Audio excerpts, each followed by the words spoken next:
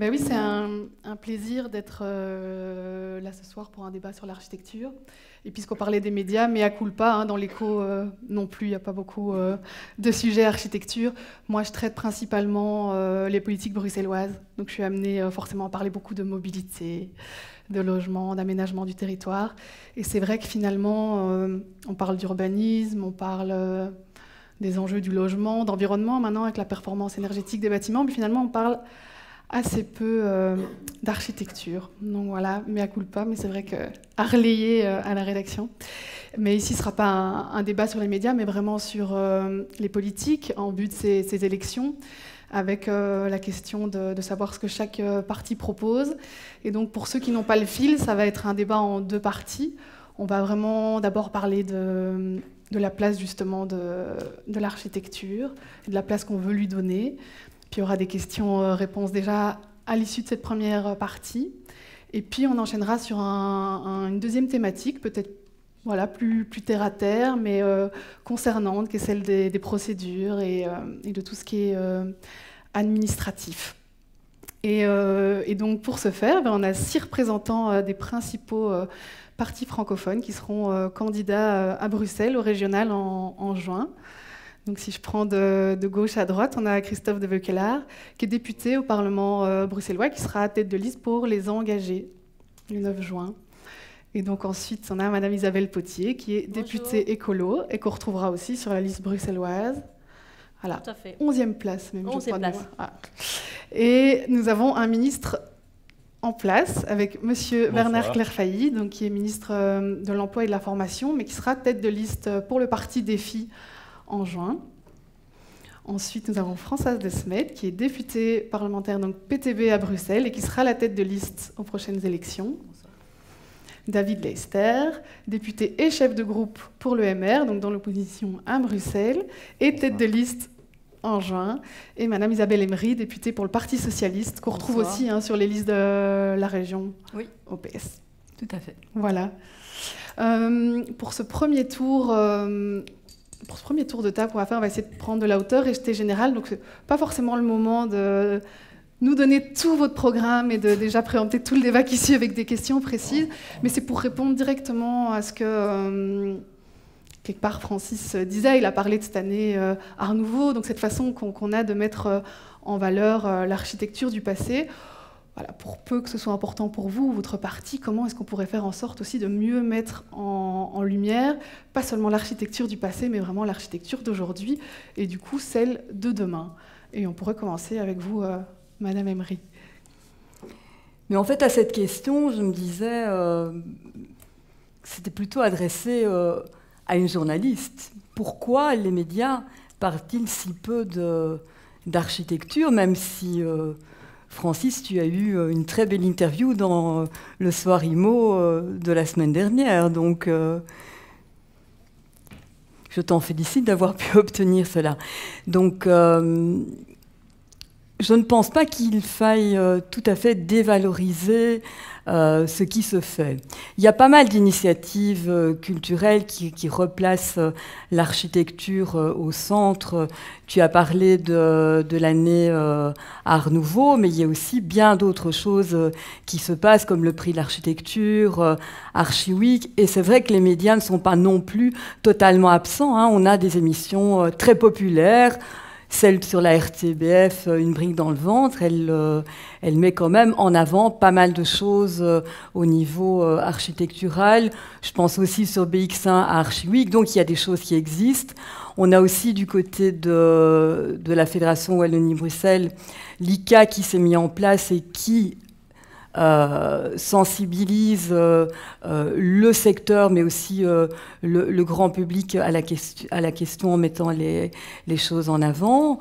Je pense que nos architectes sont valorisés à l'étranger. Je pense aux nombreux prix qu'on reçoit au MIPIM, et je pense aussi que pas mal d'architectes étrangers fréquentent notre ville et ont à cœur d'y développer des projets. Donc, Je pense qu'il faut être beaucoup plus nuancé que de dire l'architecture ne fait pas partie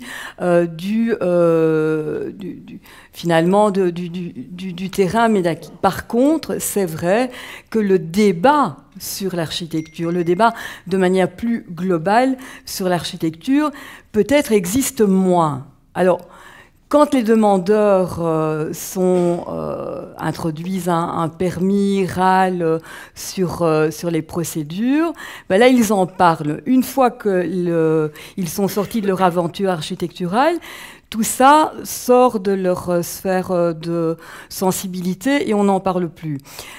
Donc moi, je dirais il faut réinstaurer la culture du débat architectural, urbanistique, auprès du public. Il faut faire des campagnes, continuer à avoir ces initiatives culturelles, mais on ne part vraiment pas de rien. Il y a pas mal de choses qui existent. Il faut poursuivre ça. Mais c'est aux médias aussi de s'en emparer. Et c'est aussi au grand public de faire du débat architectural, de se l'approprier aussi en dehors des moments où il est confronté au secteur, parce qu'il est demandeur personnel. Votre constat n'est pas si négatif. Donc, est-ce que Christophe de Beukelart, vous partagez la même position, qui est de savoir qu'il ne faut pas être trop négatif si l'architecture est quand même mise en valeur au série tout un tas de séries d'initiatives? Moi, je pense que... Vous m'entendez? Oui, c'est très agréable comme micro. On n'a pas de retour, c'est très bien. Moi, je suis toujours positif, donc c'est sûr qu'il y a quelque chose qui se passe bien, mais on peut toujours faire mieux. Et je pense en effet que ce que moi je remarque, c'est l'importance quand même de l'architecture dans la vie de la ville. Et on le voit, hein, les citoyens, ça les passionne quand même. Dès qu'il y a des grands projets, dès que...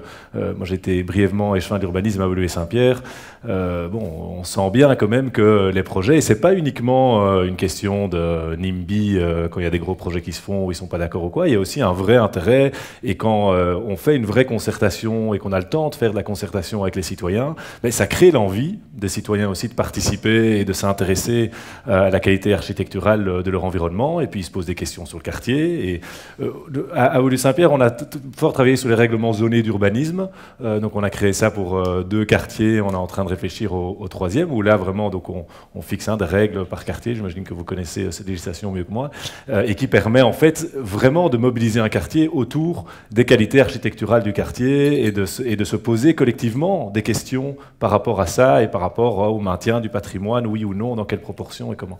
Et donc ce que j'ai remarqué quand même, c'est que ces initiatives-là permettent de véritablement créer un intérêt de tous pour l'espace public et pour la qualité architecturale. Les concours d'architecture aussi, donc moi je voulais un peu mettre le point sur l'intérêt des communes dans ce sujet-là, et je pense que pour nouveau prendre Woluwe-Saint-Pierre, ce que je connais bien, on a mis en place ce concours d'architecture où les citoyens peuvent concourir par rapport à des projets d'architecture du quartier qui se sont passés, donc ça fait que les citoyens là adhèrent. Pour la place du Mont, c'est ça quand vous avez... Oui, la place du Mont par exemple. Un projet comme la place du Mont qui évidemment mobilise, mais ça crée cet enthousiasme autour de qu'est-ce qu'on veut faire de notre espace public. Alors on n'est pas d'accord, il y a des pétitions, etc. Mais au moins on met la ville en mouvement. Donc par l'architecture, que ce soit l'espace public ou l'architecture du bâti, on peut mettre aussi les gens en mouvement et créer du lien social société même ensemble. avec... Oui, tout à fait. Et chez Écolo, Isabelle Potier, alors est-ce qu'on a des grandes idées pour encore mettre plus en lumière l'architecture contemporaine? Bien sûr, à Écolo, on a des grandes idées surtout.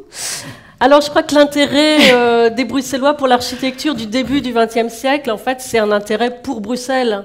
C'est un intérêt pour l'histoire de cette ville et pour son patrimoine. C'est le moment où cette ville devient capitale d'un État indépendant et, pour le meilleur et pour le pire, capitale d'une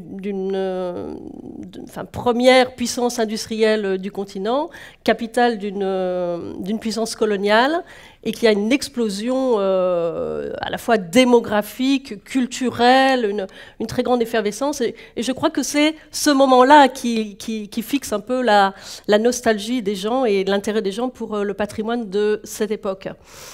Et c'est aussi le résultat du travail des associations que je ne peux pas ne pas souligner, parce qu'en fait, la Rho, d'où je viens, les archives d'architecture moderne et d'autres ont documenté tout ce patrimoine et participé au sein de Explore Brussels à la création du festival Art Nouveau Art Déco, qui est l'ancêtre de cette année de l'Art Nouveau. Donc en fait, Pascal Smet s'est appuyé sur un travail qui existait.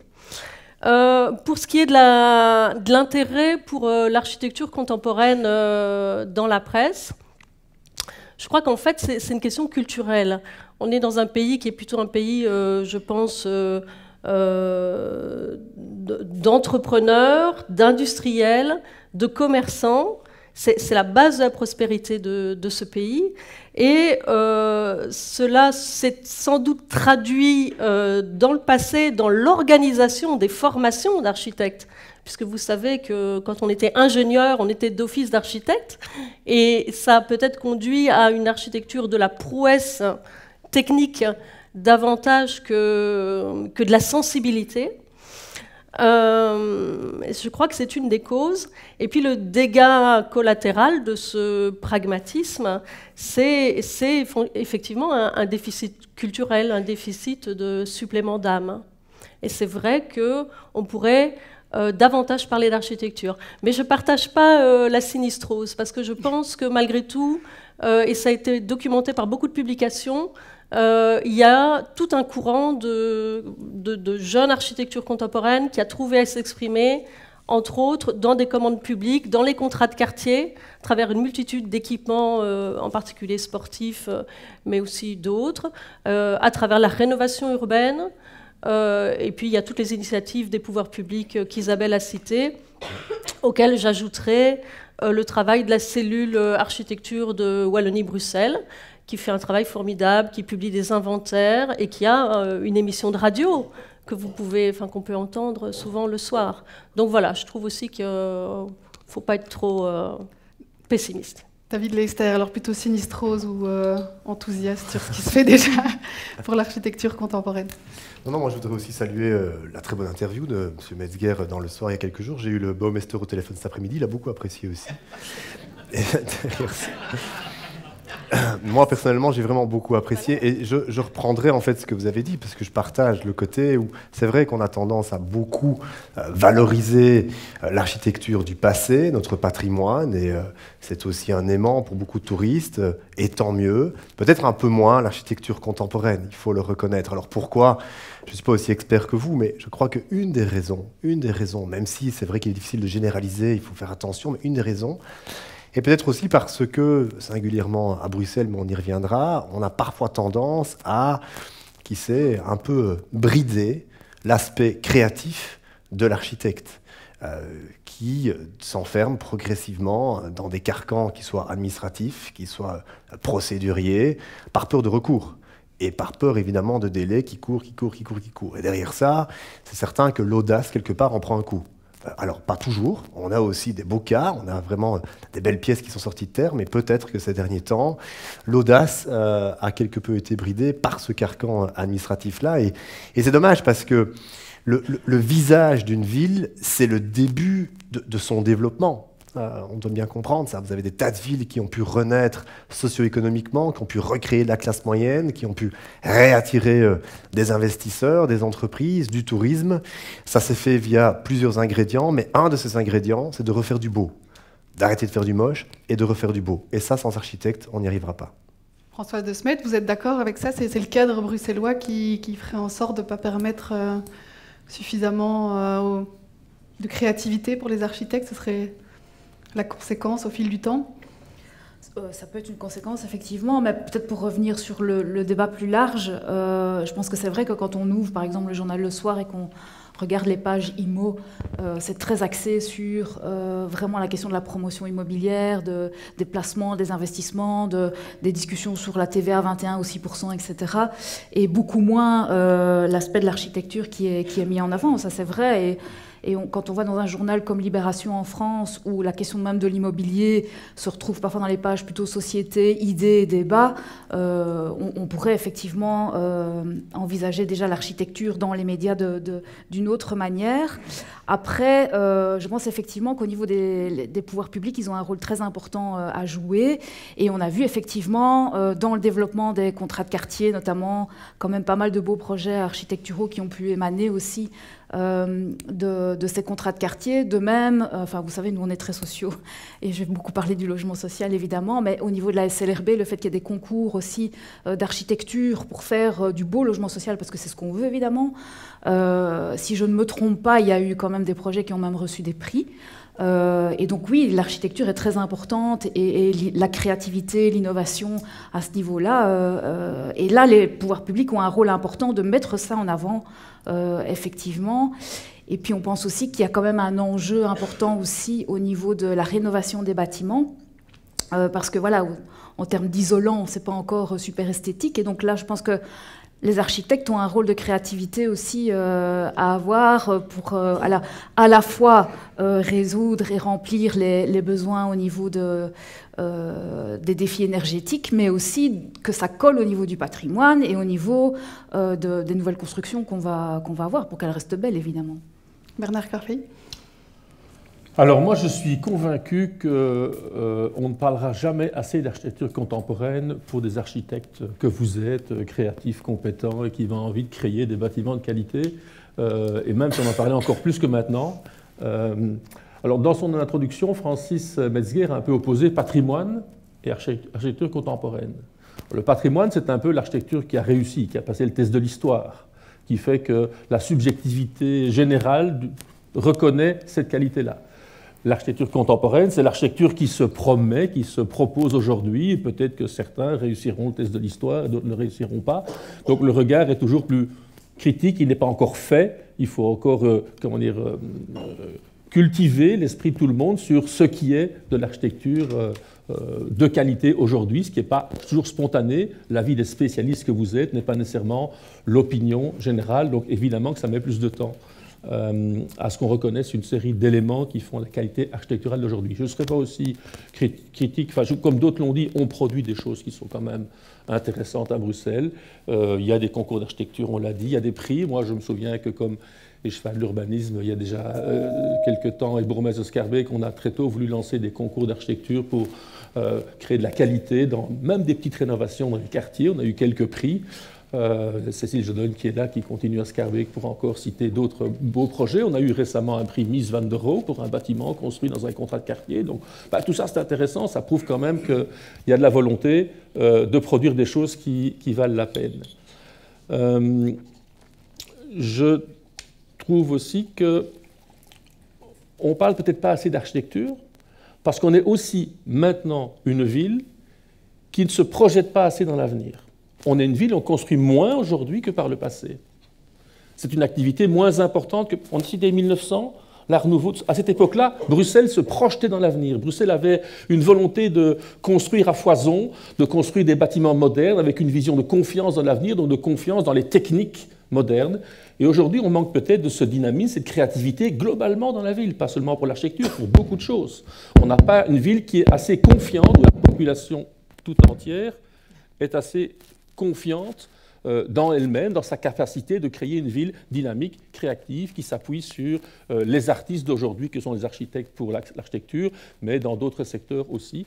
Et ça, c'est peut-être un des enjeux plus généraux qu'on a à Bruxelles. Voilà pourquoi on a peut-être trop, et David en a parlé, parfois des règles peut-être trop tatillonnes, qui regardent trop le passé et qui ne sont pas assez ouvertes sur la créativité de ce qu'on peut faire quand on regarde l'avenir. L'archi pourrait régler peut-être plein de choses, convaincre qu'il faut vraiment construire sur la friche Josaphat, tout ça en fait.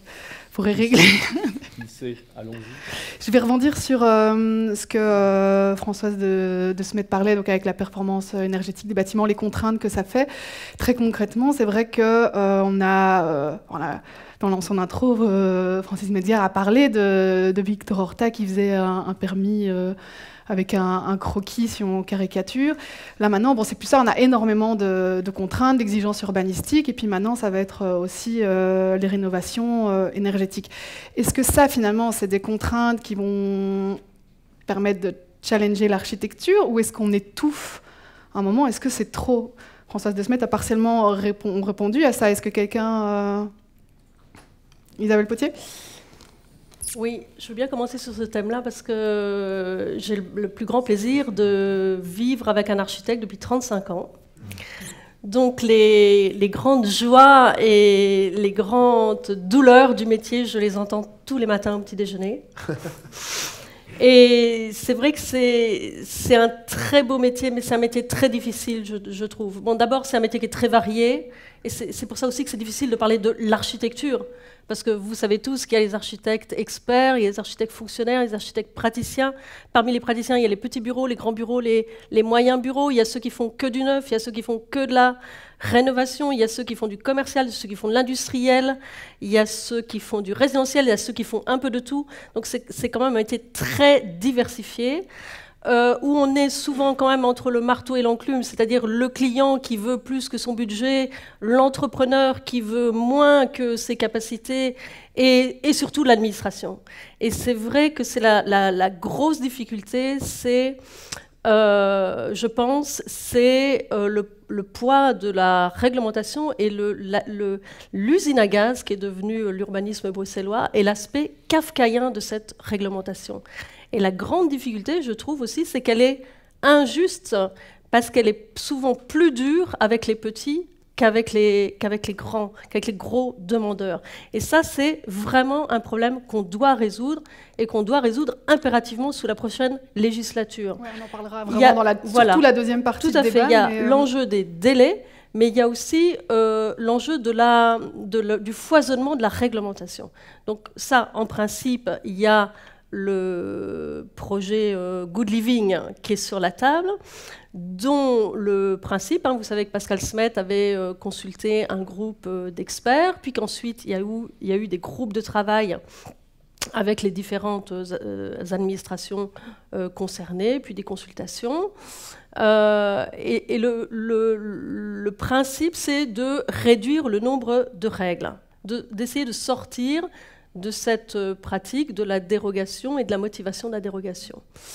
C'est pas facile, et il y a un climat de méfiance, et j'observe qu'il y a peu d'acteurs qui sont contents. Du côté du monde économique, UPSI, M8, tout ça, on est très critique. Du côté des associations, on est très critique. Donc, et les communes aussi. Et les communes aussi, voilà. Donc, voilà, je crois que la question, c'est celle du pouvoir de création architecturale. C'est aussi de savoir s'émanciper des règles, de savoir défier les règles. Et je trouve qu'on voit quand même de plus en plus de choses qui défient les règles. Je pense aux surélévations, par exemple. Vous baladez en ville, vous voyez beaucoup de surélévations très contemporaines qui tranchent complètement et qui sont réussies et qui permettent de densifier la ville sans construire n'importe où, n'importe comment, et d'amener de nouveaux logements. Mais il n'en reste pas moins qu'il faut simplifier la vie des praticiens. J'étais à un séminaire organisé par Archi Urbain dernièrement, et il y avait un architecte qui disait « Les praticiens ont déjà fait leur révolution ». Leur transition environnementale, par exemple, et il disait les politiques doivent faire leur transition.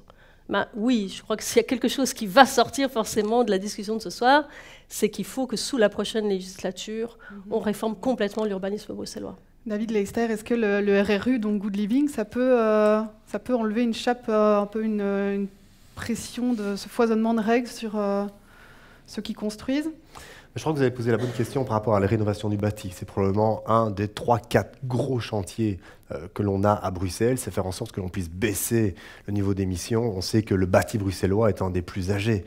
Je crois que c'est plus de 90% du bâti qui date d'avant 1980, avant que je sois né, donc c'est vous dire si c'est vieux. Et donc, il faut absolument qu'on rénove le bâti, mais pour rénover le bâti, il faut à la fois avoir un financement qui est correct. On ne va pas en parler aujourd'hui pour pas qu'on termine la soirée à passer minuit, mais le financement sera réellement un point extrêmement important. Mais deux, il faut s'assurer qu'on puisse le rénover le plus rapidement possible. Et aujourd'hui, que ce soit leurs architectes, que ce soit UPSI, quand on fait une comparaison avec d'autres régions, on réalise qu'à Bruxelles, désolé, mais ça prend plus de temps. Je ne vais même pas donner une marge, mais on voit bien que ça prend plus de temps. Alors oui, il y a un foisonnement de règles, et pour nous, nous pensons que le RRU nouveau, donc le nouveau Good Living qui va arriver au Parlement d'ici quelques temps, si j'ai bien compris, n'est pas une bonne solution. Au contraire, on va rentrer dans une dynamique où l'on va octroyer des permis un peu au doigt mouillé, et on risque, d'après nous, si j'en lis vos recommandations, si je lis les recommandations de l'UPSI, il y aura davantage de recours, donc ça prendra davantage de temps, et donc le défi climatique à Bruxelles, qui est une des priorités, risque de ne pas être rencontré le plus urgemment possible. Et donc à ce niveau-là, moi je demande au gouvernement bruxellois de ne pas voter à la va-vite ce RRU nouveau ici à quelques semaines de la fin des travaux législatifs, des travaux parlementaires, et de respecter que l'on prenne les bonnes décisions, qui que ce soit sera autour de la table après les élections, mais après, pas ici juste avant la fin, surtout sans passer par le Conseil d'État. Je pense que ce n'est jamais que, en fait, la traduction de ce qui se passe pour les investisseurs, pour les promoteurs, pour les architectes à Bruxelles, c'est qu'ils ont face à eux un mot, celui de l'incertitude. Si ce RRU passe tel qu'il est maintenant, sans Conseil d'État, avec d'office une foule de recours qui vont arriver, on re-rentre dans une nouvelle phase d'incertitude. Et on doit sortir de ça absolument. Et donc, voilà, on viendra, j'imagine, dans le deuxième volet de cette soirée sur comment faire pour faire en sorte que ça soit plus rapide, que ça soit plus efficace. Mais c'est assez simple. L'avantage du RRU ici, et je terminerai par là, c'est qu'il a permis, en effet, aux différents acteurs, que ce soit l'UPSI, que ce soit vous, que ce soit d'autres, de remettre une série de recommandations sur ce qu'il aurait, d'après vous, d'après d'autres, été préférable de faire par rapport à la version qui est actuellement sur la table. Et donc, il y a parfois des changements qui sont assez mineurs et qui pourraient vraiment améliorer le système. C'est le gros avantage du RRU ici, c'est que si on veut modifier et faire en sorte que ce soit plus efficace, que vous soyez plus rapidement au courant, oui, mon projet, en fait, il est sur la bonne voie, ou non, il n'est pas sur la bonne voie, mais oui, l'incertitude va se gommer progressivement et on va pouvoir avancer correctement. Tout ça, on l'a. Tout ça, on l'a parce que vous l'avez remis noir sur blanc déjà lors de la version, lorsque Pascal Smet était encore présent. La présence d'un ministre qui est au gouvernement, le RRU, là, il va passer d'ici le 9 juin, Good Living. Il paraît qu'il y a un parti qui bloque. Ce serait peut-être défi. C'est un dossier qui fait un sérieux débat au gouvernement, puisque, comme Isabelle vient de le rappeler, il fait plutôt l'unanimité contre lui que pour lui, donc c'est assez compliqué d'avoir de nouvelles dispositions réglementaires qui, même s'il est nécessaire de changer les anciennes, ne fait pas suffisamment adhésion. C'est d'ailleurs pour ça que si on parlait de le mettre en œuvre, ce ne serait pas avant 2025, si pas 2026. Il n'a pas fait un passage au Conseil d'État, c'est quand même une gigantesque incertitude. Donc voilà, donc ça fait partie du débat. Maintenant, quelle sera la décision? Ça, écoutez, c'est la décision, mais il fait très clair. Et sur le fond, est-ce que ce serait vraiment le règne de l'arbitraire? Ou est-ce que c'est une occasion d'avoir moins de règles et de retrouver plus de liberté artistique? Alors, on a l'impression qu'on fait un peu l'effet balancier. On avait beaucoup trop de règles, et maintenant on a tellement, entre guillemets, tellement peu que ça va être la situation inverse, ça va être un petit peu compliqué. On se demande encore si c'est encore un règlement. Exactement, à quoi va servir ce règlement, et on risque d'avoir autant de difficultés à le mettre en œuvre et à motiver l'octroi des permis. Donc il y a à la fois une absence de règles. Sur certains éléments, il y a beaucoup trop de choses. Sur le volet habitabilité, on met beaucoup trop de contraintes qui ne me semblent pas nécessaires, qui risquent d'avoir un impact négatif sur le coût du logement et sur la complexité à développer des projets. Donc voilà, ça fait donc l'objet de sérieuses discussions encore au gouvernement. Et il ne reste plus longtemps. Isabelle Emery, dont le parti est aussi dans la majorité bruxelloise, vous partagez cette impression qu'on est passé peut-être d'un extrême à l'autre avec ce nouveau RRU? Mais je pense que c'est le retour du balancier. Donc, on avait effectivement une situation où il y a beaucoup de normes donc, et qui peuvent rebuter le petit porteur de projet, qui peut entraver une partie de sa créativité. Mais néanmoins, ce qu'on voit, et je pars toujours du positif, on voit que ce qui se fait dans la ville, il se fait d'excellentes choses dans la ville. Maintenant, effectivement, c'est sur normes. Elles peuvent, en matière, en tout cas de tout ce qui est lutte contre le gaspillage énergétique, on constate que, et c'est un débat qui a lieu aussi au niveau parlementaire, que ces normes énergétiques, pour ne pas parler de la PEB, peuvent être déséquilibrées à certains moments. Quand on parle de l'isolation des façades à front de rue, elles ne sont pas toutes patrimoniales, et aussi peut-être que tout isolé est peut-être une question qu'il faut se poser. Jusqu'où faut-il y aller? Est-ce qu'on doit mettre une enveloppe partout pour protéger la maison, ou est-ce qu'on doit surtout faire en sorte que la personne puisse avoir le degré de confort raisonnable en termes de chaleur. Donc c'est l'effet balancier, on va très très loin, et à un moment donné, je pense qu'il faut ouvrir, il va falloir remédier aussi à la politique qui était celle des dérogations, qui était constamment utilisée pour avoir quelque chose qui est plus dans un guide conceptuel des choses. Christophe de Bequelard, alors vous pensez aussi que ces normes pèsent trop? Donc, peut-être juste sur le RRU, parce que je pense vraiment qu'en effet, il ne faut absolument pas aller vers le vote d'un texte qui n'aurait pas l'aval du Conseil d'État. On fait peser un risque juridique sur tous les permis qui vont sortir et qui vont être soumis à cette législation. Et donc ça, je pense que c'est vraiment une mauvaise idée. Je pense que la grande leçon aussi de ce processus du RRU, parce qu'il avait bien commencé, il avait bien commencé, il y avait beaucoup de concertations, on sentait qu'il y avait une vraie envie, notamment des architectes, je pense, d'avancer et qui étaient écoutés. Et puis, il y a eu un changement de méthode, il y a eu un changement de secrétaire d'État aussi, c'est peut-être pas tout à fait étranger à ça, mais certains me disent, en fait, on regrette la concertation que Pascal Smet mettait en œuvre. Or, on savait que Pascal Smet était quand même quelqu'un déjà qui avançait bien. Voilà, je pense que là, l'important pour ce genre de texte, évidemment, de les construire en concertation, c'est super important. Et aujourd'hui, moi je ne sais pas dire exactement le RRU, il faudrait voir la dernière version officielle parce que, pour bien se positionner, mais ce que j'entends, c'est qu'il y a quand même eu pas mal de modifications encore avec cette dernière lecture, et que donc il faut prendre le temps de l'analyse avant d'aller voter quelque chose comme ça à la va-vite, juste avant l'élection, simplement pour se mettre une plume au chapeau. C'est quand même pas ça l'objectif politique, donc il faut prendre le temps. Sur la créativité architecturale par rapport aux normes écologiques et d'isolation, ou bien on va voir cette transition écologique, mais c'est le cas dans tous les domaines, ou bien on va voir cette transition écologique comme une contrainte qui va nous mettre des règles, des difficultés, ou bien on le voit comme une opportunité pour faire les choses autrement et pour penser la ville autrement et pour construire autrement. Et évidemment, je me mets de ce côté-là de l'échiquier. Et je pense que ça vaut aussi pour l'architecture. Il faut utiliser ces nouvelles exigences qu'on ne peut pas laisser comme ça, évidemment, il faut les prendre en compte, mais comme une opportunité de penser autrement la ville et l'architecture. Et je pense qu'à ce niveau-là, il y a un grand enjeu de formation de notre administration, des fonctionnaires, que ce soit dans les communes ou l'administration régionale, qui ne sont pas habitués à ce cadre changeant. Et il faut vraiment arriver à installer dans la fonction publique une plus grande créativité, flexibilité par rapport au projet. Et je pense que ça, c'est une question de formation tout au long de la carrière, par exemple, de mobilité entre les services aussi, pour qu'il n'y ait pas des habitudes trop ancrées qui se prennent, mais qu'on continue à s'oxygéner l'esprit, à la créativité. Un peu ce qui se passe dans le domaine privé en général, on doit amener quand même quelques méthodes dans la fonction publique. Je pense que ça, c'est un enjeu important pour la transition en général, mais ici aussi, ça touche à l'urbanisme. Donc on doit absolument passer au sujet chaud du moment, sujet chaud depuis l'interview de Francis Metzger dans Le Soir, c'est le Baumeister.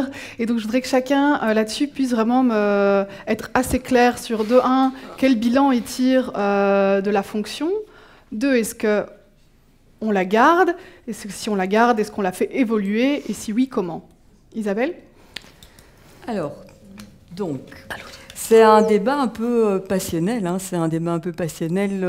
et surtout un peu personnalisé. Donc moi, je vais me retirer de ce contexte personnalisé pour parler plutôt de la fonction. Alors, je suis présidente de la commission du développement territorial donc, du Parlement bruxellois.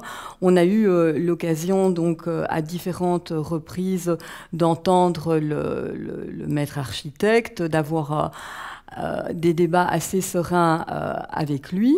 Et donc, sur la fonction en tant que telle, on reconnaît qu'il y a des difficultés dans la manière de procéder, sur l'objectivation des choses, sur la clarté, peut-être à certains moments du rôle et des missions. Et donc on est bien conscient au Parti socialiste qu'il va falloir à un moment ajuster les choses. Aussi sur cette fonction de maître architecte, on ne peut pas le décontextualiser de l'entourage par une équipe, parce que finalement, le fait d'entourer le maître architecte par une équipe d'experts, c'est une question de démocratie. Donc on doit réfléchir à l'avenir, à rencontrer ces difficultés, à peut-être élargir le débat au sein de la fonction avec une pluralité de fonctions, de théoriciens, de praticiens, parce que le débat est important. L'architecture, vous le savez, ce n'est pas une science exacte, donc il faut à chaque fois pouvoir mener ce débat. Par contre, je pense que si difficulté il ne faut pas complexifier aussi les procédures. Donc, le prochain gouvernement, après les élections, va devoir faire le bilan de ces 15 ans. C'est un temps finalement relativement court pour une fonction. Va devoir analyser ce qui a fonctionné, ce qui n'a pas fonctionné. Moi, à titre personnel et pour avoir entendu donc le maître architecte à différentes reprises, je pense que beaucoup de choses ont très bien fonctionné, mais qu'il y a peut-être, comme je l'ai dit donc en préambule, plus de clarté à apporter, d'objectivation parfois dans les explications qui sont menées. Mais néanmoins, je pense que la fonction a amené un plus pour l'architecture et l'urbanisme de notre ville. Donc, il n'y a rien à jeter en tant que tel, mais plutôt à améliorer, à mieux servir le débat au sein d'une équipe pluridisciplinaire. Christophe de Beukeler, sur les mêmes questions? Je pense qu'en tout cas, l'objectif du Baumeister, qui était d'essayer d'avoir une certaine cohérence et d'imprimer une vision pour la ville, c'est intéressant. Le résultat est un peu pauvre. On n'a pas l'impression d'avoir eu vraiment une dynamique qui s'est mise en route autour de lui et qu'il a pu imprimer avec ses interlocuteurs, que ce soit les acteurs de terrain ou même les autres administrations, qu'il a pu vraiment tirer derrière lui toute une dynamique et imprimer une vision claire.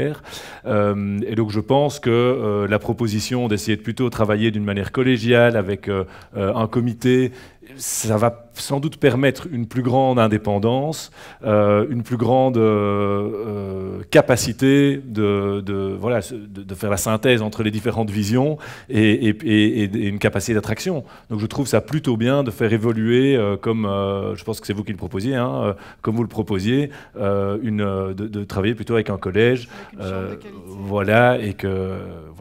qu'il puisse... Parce qu'une personne comme ça, unique sur 5 ans, avec son staff et son budget, on a vu, ça ne crée pas l'enthousiasme et ça ne crée pas l'engouement autour. Et donc, c'est Isabelle Potier, c'est quoi le Baumeister? C'est une seule personne qui concentrerait comme ça trop de pouvoir? Non, en fait, dans le COBAT et dans la réalité, le Baumeister, c'est une équipe de 20 personnes. En réalité, et ils ont mis en place des outils qui sont des outils intéressants et qui fonctionnent. L'outil Research by Design, les concours, les procédures pour les concours d'architecture, l'accompagnement des demandeurs publics, c'était pas du luxe. L'accompagnement de certains demandeurs privés, c'est pas du luxe non plus en termes, justement pour renforcer une culture de l'architecture culturelle, c'était pas du luxe non plus. Je voudrais dire aussi qu'il y a eu une évaluation de la fonction, avec énormément de personnes interrogées. Il y a un rapport qui a été fait par City Tools qui est dans la salle. Et donc, je crois que ce serait intéressant de se remettre autour de la table, entre acteurs, autour de ce rapport, après avoir lu ce rapport, dont la conclusion va tout à fait dans le même sens que celle de l'ordre, c'est-à-dire il faut une vision plus culturelle de l'architecture. Moi, je trouve que les outils sont intéressants. Après, ce qu'en a fait Christiane Borette, c'est parfois plus discutable, et lors des séances au Parlement où il est venu rendre compte du travail de son équipe, ça lui a été dit par plusieurs députés, dont moi-même. Ce que j'ai trouvé problématique, c'est qu'il a donné blanc-seing dans des avis du BMA à des projets qui enfreignaient les règles dans des grandes largeurs. Par exemple, le projet d'Immobel rue Lebeau au Sablon, par exemple, le projet du siège de la SNCB.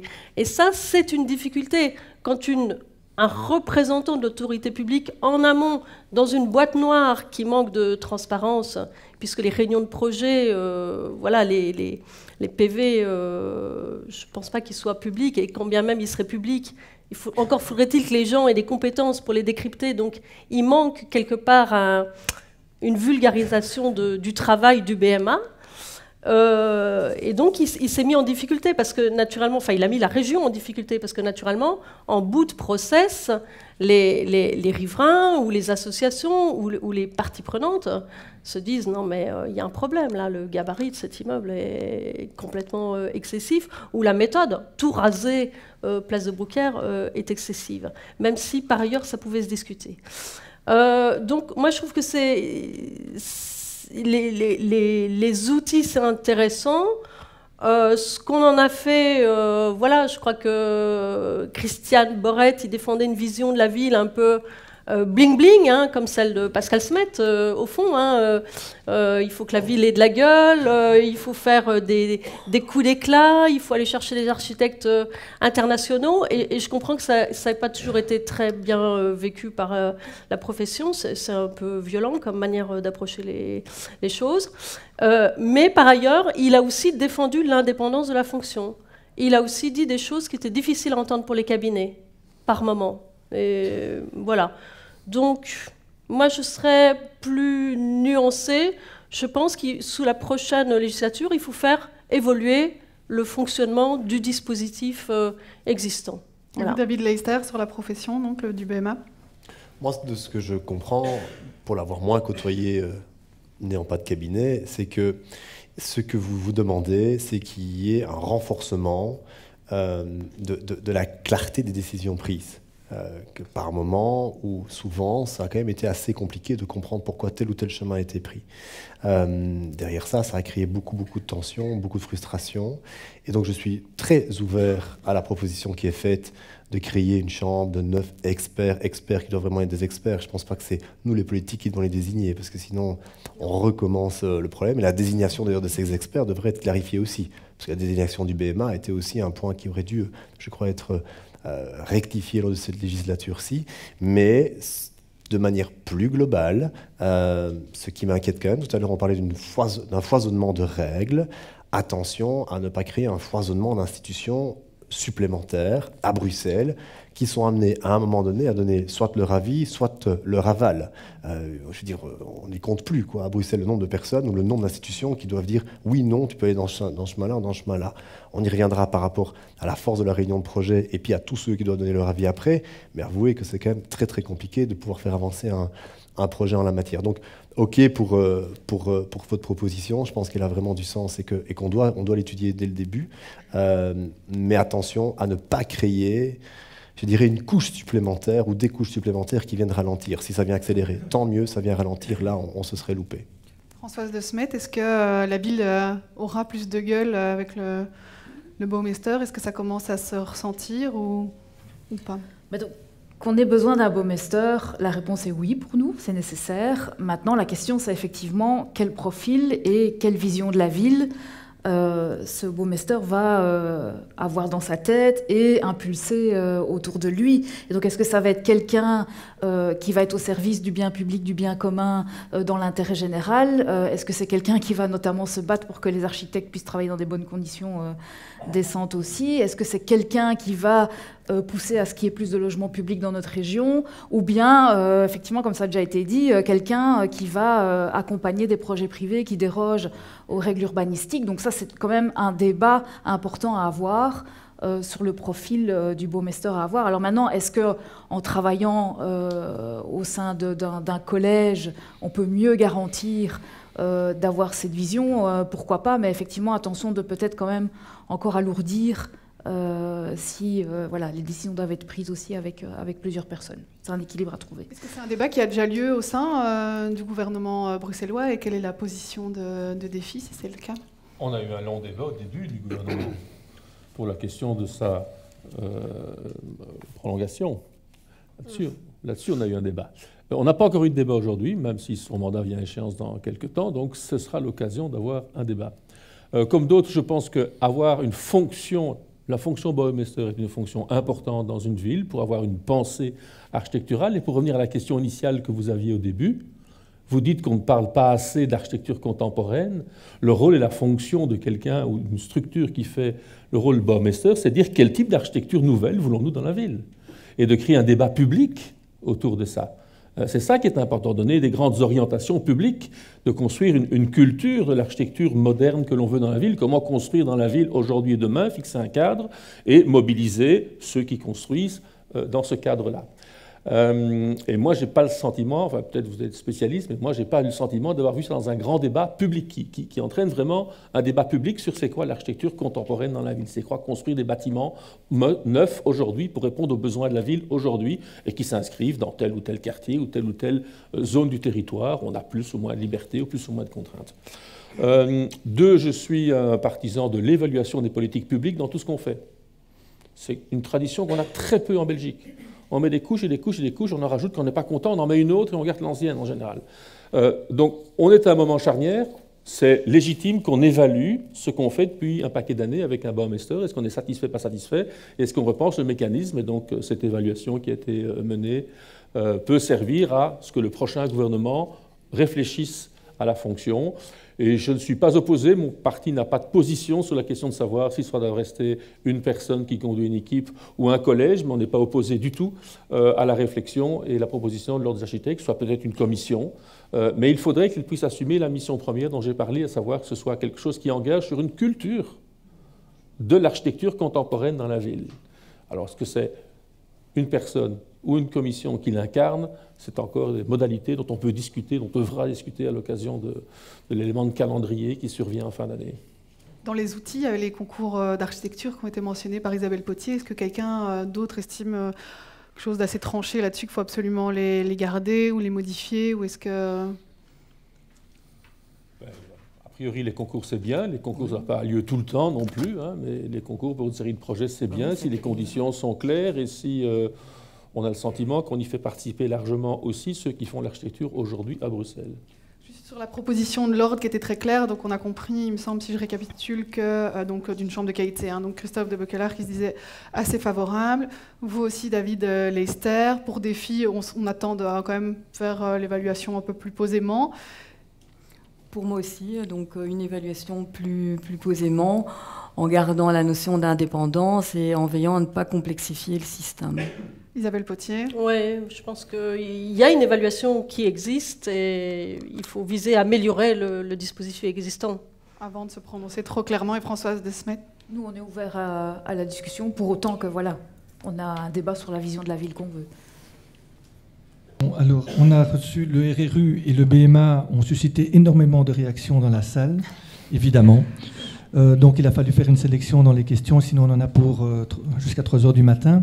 Alors donc pour le RRU, la question est évidemment est-ce qu'il va passer, mais vous n'y avez pas répondu. Dommage. Mais en tout cas, je peux vous dire que le sentiment de la salle, c'est que j'ai perçu dans les mots des trémolos d'angoisse en disant qu'ils n'ont pas envie que le RRU passe en l'état actuel. Il y a une question intéressante sur le good living.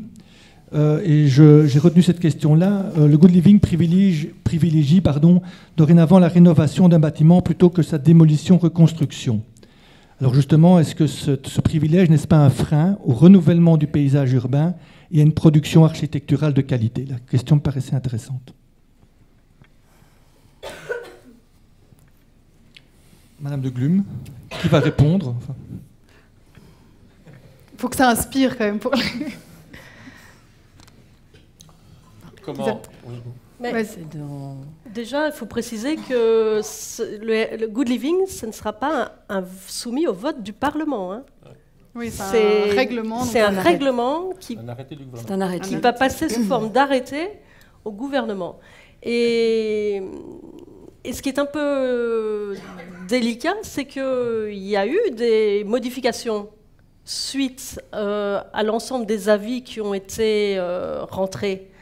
Il y a des aspects qui ont été supprimés, il y a des seuils qui ont été modifiés.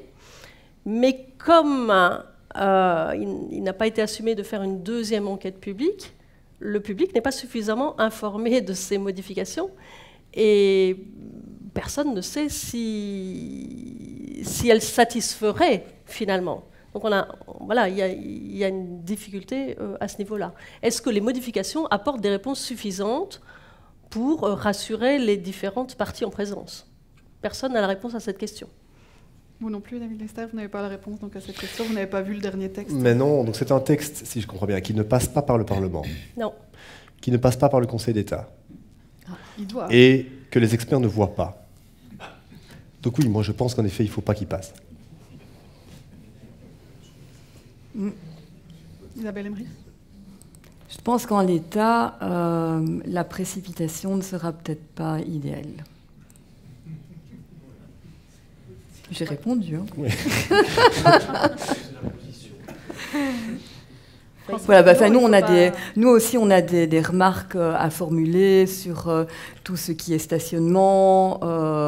On a fait des remarques aussi sur toute la question de la publicité. Mais bon, là, on sort du contexte ici. Voilà, chacun sait. Alors, le premier volet, espace public, à nos yeux, il est très bon. Voilà. Volet espace public, on répond aux enjeux climatiques. Pour la première fois, on insère la gestion intégrée des eaux de pluie, la végétalisation massive. Bon, il y a des gens qui souhaitent préserver le stationnement. Ça, c'est le débat. Ce qui est très dommage, je trouve, parce que je trouve que le débat devrait plutôt porter sur les normes d'habitabilité sur les deux autres volets, donc les normes d'habitabilité, et que le RRU soit moins défensif et moins intrusif dans la vie des gens et dans les pratiques des praticiens. C'est-à-dire concourir à la qualité, mais sans être intrusif. Voilà. Et ça, on en a très peu parlé, malheureusement. Oui, moi je pense que c'est pas mûr. Peut-être juste sur la question de reconstruction, démolition, je pense que là-dessus, il faut pas avoir de dogme. C'est important de rester, ça va être fort du cas par cas. Évidemment, on sait qu'il faut essayer d'éviter de faire de la reconstruction, de la démolition quand c'est pas nécessaire et qu'on peut faire un projet de qualité. Et puis il y a d'autres endroits, il va falloir faire. Donc voilà, je pense que dans ce genre de texte, il faut pas de manière trop forte influencer les choses et laisser quand même le pouvoir d'appréciation aux porteurs de projet, un maximum. Frédéric, une autre question du...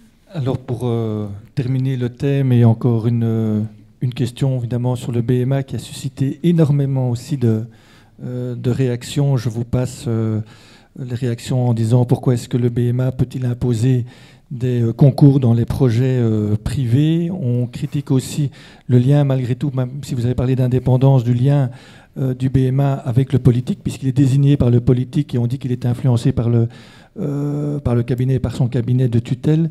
Mais je retiendrai peut-être une question intéressante, un peu plus large. Je vous la lis. Donc, le BMA a promu une vision de la ville bling-bling, j'ai entendu cette expression-là, mais a également complètement influencé la conception même du bâti du point de vue esthétique.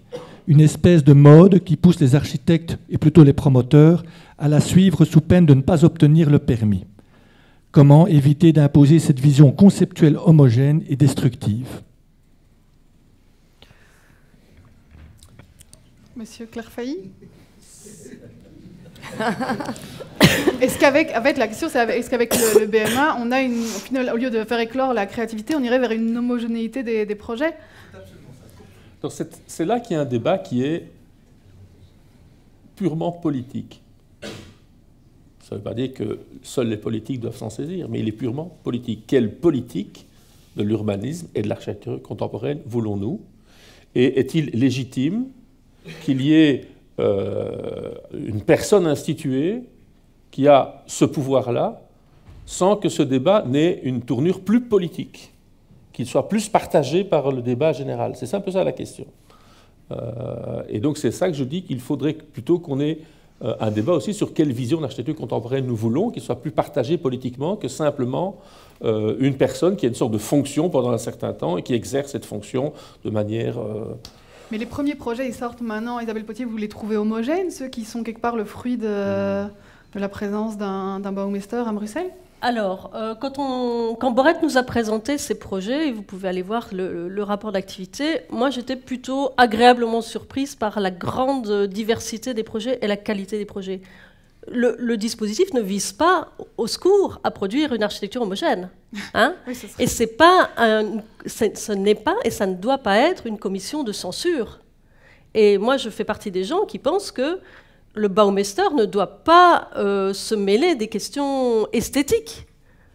Oui, enfin voilà, il y a quand même une liberté de conception et de création architecturale, et il y a une multitude d'écoles, et c'est normal, et de conception. Après, comme disait mon voisin tout à l'heure, ça vieillit plus ou moins bien dans le temps. Hein, parce qu'il y a des époques à Bruxelles où on glorifiait le style postmoderne, et puis voilà, aujourd'hui, on démolit, c'est très bien. David Leister. Et donc, en fait,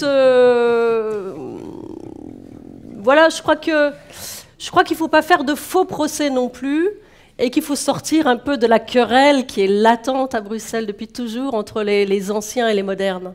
Hein, les tenants du courant moderne, à tabula rasa, refaire du neuf en rupture totale sur tous les plans, gabarit, implantation, parcellaire, tout ça.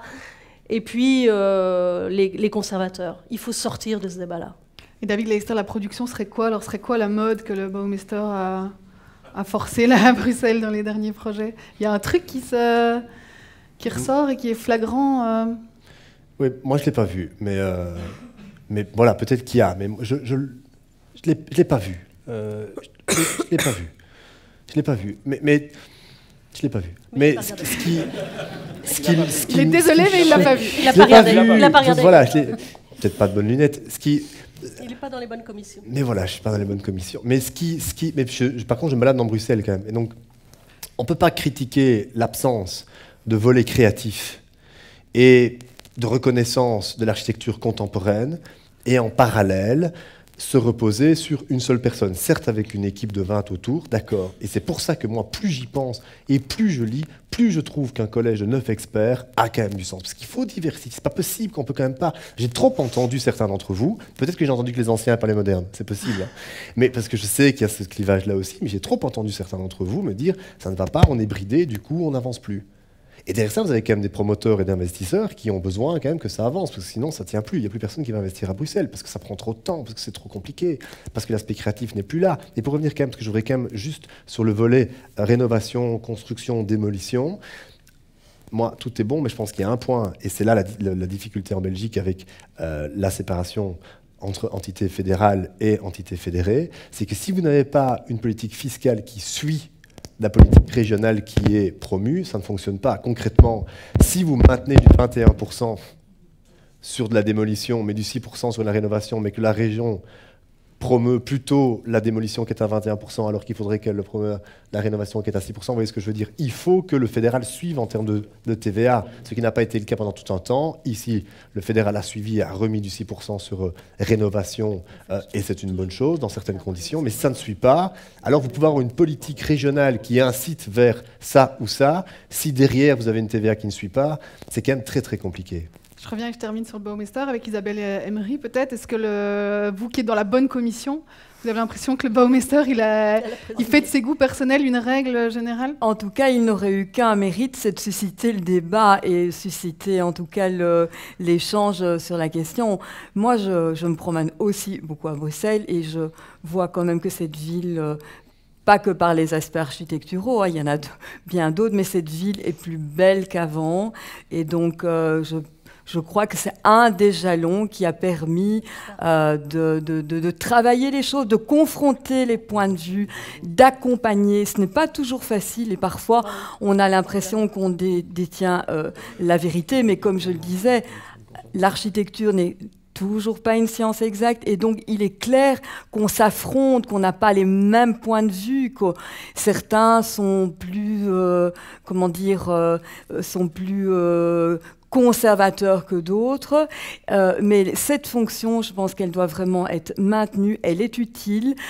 Vue de l'intérieur, je n'ai pas eu de fonction exécutive dans une commune, mais je me suis renseignée sur la manière dont ça se passe dans la mienne et sur les projets qui ont été donc qui ont eu affaire au maître architecte. Et en général, me dit-on, les choses se passent très bien et il apporte un plus au débat dans sa fonction. Est-ce qu'on passe au thème 2 ? Frédéric, oui, nous avons le feu vert donc pour passer au thème numéro 2. Donc comme on le disait, hein, qui sera plus sur vraiment les procédures et tout ce qui est administratif. Et donc là, vraiment, d'abord une question un peu diagnostique, assez court si possible, mais qui est de dire, voilà, on a d'autres villes européennes comme Amsterdam, Marseille, Munich, où on a des procédures de permis qui sont 4 fois moins longues, et ils n'ont pas forcément plus, parfois moins, même de fonctionnaires. Comment l'expliquez-vous, Christophe ? Mais, je dirais que moi, chez les engagés, on défend une grande réforme de la fonction publique. Parce que je pense que ce qu'on constate dans les questions d'urbanisme, on le constaterait si on analysait, on le constate si on analyse chaque chaque pilier du secteur administratif. Et donc, on a un problème à Bruxelles en particulier de cohérence de la fonction publique, de flexibilité dans la fonction publique. On nomme encore énormément les fonctionnaires en Flandre, c'est fini, ça depuis un moment quand même. Hein. Donc, on doit et c'est pas juste pour la nomination oui ou non et de bêtement taper sur la fonction de fonctionnaire. C'est simplement pour dire que si on veut instaurer une plus grande créativité, une plus grande flexibilité, une formation tout au long de la carrière, etc., dans la fonction publique, il va falloir réformer la fonction publique, le statut. Et donc ça, c'est un tabou qu'on doit faire sauter dans la prochaine législature, je pense, pour vraiment essayer de moderniser notre fonction publique. Et ça aura des impacts, évidemment, sur la gestion des dossiers. Voilà, aujourd'hui, on sait bien comment ça se passe quand on rentre un permis. Le jeu qui est fait sur, OK, il n'est pas complet, il manque telle pièce, etc., et on attend les 3 mois, etc. Donc ça, c'est plus possible, quoi. Nous, on a mis dans notre programme électoral, et je me suis battu en interne pour mettre... Juste le oui, pardon, ça va, on continuera après. Ça va. Ce sera juste après. Le diagnostic... Pourquoi ? On a des villes avec moins de fonctionnaires et des permis plus courts. Qu'est-ce qui se passe à Bruxelles ? Qu'est-ce qui explique ? J'ai entendu quelqu'un qui disait dernièrement, il y a 19 bourgmestres de trop. Je crois que c'est une partie du problème. Et le RRU est probablement l'autre partie du problème. Moi, je pense qu'il faut tout remettre à plat. Okay. Tu veux que j'explique maintenant ? Non. Donc, d'accord. J'expliquerai, il faut tout remettre à plat. Alors moi, je ne connais pas Amsterdam, Munich et les autres villes, donc je ne sais pas vous donner une réponse qui est scientifiquement juste. Mais où est-ce que ça pêche à Bruxelles, je ne connais pas les deux autres. Je crois que Bruxelles est connue pour avoir beaucoup de règles, et peut-être un peu trop de règles. Elle est connue pour avoir une administration publique qui est beaucoup tatillonne. Et je pense aussi qu'elle est connue pour une opinion publique qui est très craintive, et donc les hommes politiques qui la représentent est aussi craintive. Et le cumul de ces 3 choses crée une très grande lenteur dans la prise de décision qui aboutit à ce qu'on a. Maintenant, le comparer aux autres, je ne sais pas comment faire un tableau. Le diagnostic de Bruxelles, c'est très bien. Ouais. Françoise Desmet ? Oui, voilà.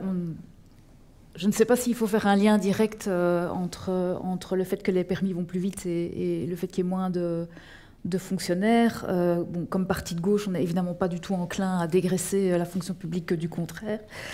Pour nous, il faut plutôt la renforcer, effectivement.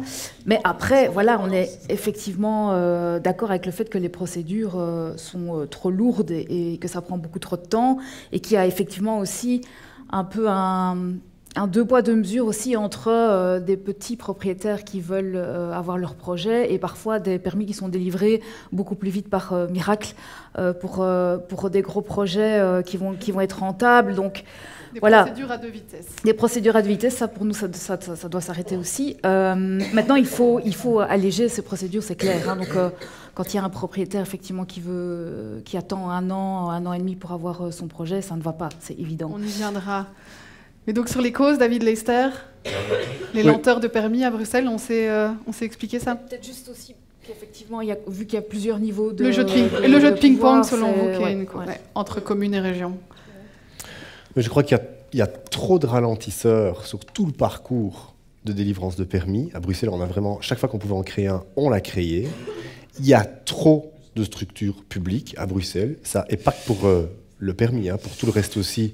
Je veux dire, on s'est fait quand même plaisir sur les 20 dernières années, donc franchement, il y a beaucoup trop de structures publiques, donc nous, on assume de dire désolé, mais en plus, ça coûte une pêche, donc il va falloir oser se poser la question, il va falloir oser se poser aussi dans tout le volet développement territorial, urbanisme, délivrance de permis. Et donc, quand on parle du rôle du bourgmestre, c'est quand même l'air de rien une structure de plus. À Bruxelles Environnement, à Bruxelles blablabla. Et donc, ça fait beaucoup, ça fait vraiment beaucoup. Et derrière ça, tous les investisseurs, tous les promoteurs, tous ceux qui veulent créer du logement à Bruxelles savent que c'est compliqué. Ils savent que c'est compliqué à Bruxelles. Et donc, il faut envoyer un signal. Parce que, et on y viendra tout à l'heure j'imagine, la crise du logement est une crise qui est véritable à Bruxelles. Donc si on n'envoie pas un signal auprès de celles et ceux qui veulent bien rénover, qui veulent bien entreprendre à Bruxelles, on va avoir un sérieux problème d'ici quelques années. Et pour ça, le RRU, c'était une chance phénoménale. Il y a eu ici 5 années qui viennent de s'écoler, c'est une chance phénoménale de justement venir avec un signal fort pour dire voilà, on a compris le problème de délivrance de permis, c'est trop long, on a compris que c'était trop lourd, on l'a réformé. Ici, on arrive à quelques semaines de la fin. Et je comprends qu'on ne va pas le réformer. Et donc sur les causes, si je retiens, c'est un manque de sécurité, quelque part juridique et administrative, tout au long du parcours, qui est très long, Isabelle Emery. Oui, certes, les délais d'obtention sont trop longs, ça c'est une certitude pour nous. Maintenant, sur les chiffres, il y en a d'autres qui circulent. Hein, il y a les chiffres de l'enquête urbaine qui ne sont pas les mêmes que les vôtres.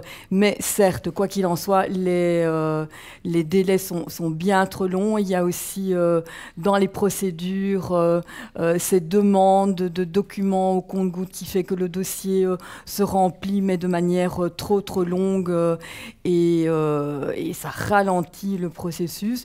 Je pense aussi qu'il faut parier sur les agents, sur les fonctionnaires, il faut parier sur leur expertise, mais je pense aussi qu'il faut améliorer constamment leur formation. C'est d'ailleurs un vœu qui a été fait en parallèle à la réforme du RRU, cette formation continuée des agents, parce que les normes, certes, sont importantes, mais elles sont aussi, il faut qu'elles soient maîtrisées, qu'elles puissent avancer, donc faire avancer le processus de manière facile. Et puis il y a quelque chose dont on n'a pas parlé. Il y a ce fameux standstill qui fait qu'on peut revenir difficilement sur les procédures de participation, sur les procédures de protection de l'environnement dans le cadre de l'octroi des permis. Et ça, c'est une notion dont il faut tenir compte. Si on s'en écarte, il faut le motiver très précisément. Et donc c'est peut-être aussi dans la procédure quelque chose dont il faut tenir compte sur les durées, puisque là, on a cette contrainte qui existe. Donc on passe maintenant au volet avec les solutions miracles et autres. Est-ce que si vous faites partie du prochain gouvernement, vous pouvez vous engager à réduire ce délai à 6 mois, quand tout se passe bien, et comment? On peut repartir avec Christophe. Mais, oui, c'est ça que je disais, c'est que je me suis battu en interne pour qu'on mette dans notre programme un objectif, c'est le permis à 3 mois. Donc, non, mais pourquoi? Parce qu'en fait, à l'origine, c'était ça l'objectif. Hein, l'objectif, le permis d'urbanisme, c'était 3 mois pour un simple permis. Voilà. Et puis, on a commencé à allonger les délais, à modifier, et puis à laisser un délai d'attente avant que le dossier soit complet, etc. Et donc, Mais donc, je trouve qu'on doit retrouver un peu d'ambition dans cette région, à plein d'endroits, et notamment à cet endroit-là, parce que ces questions de permis d'urbanisme, ça freine toute l'économie, en fait. Hein.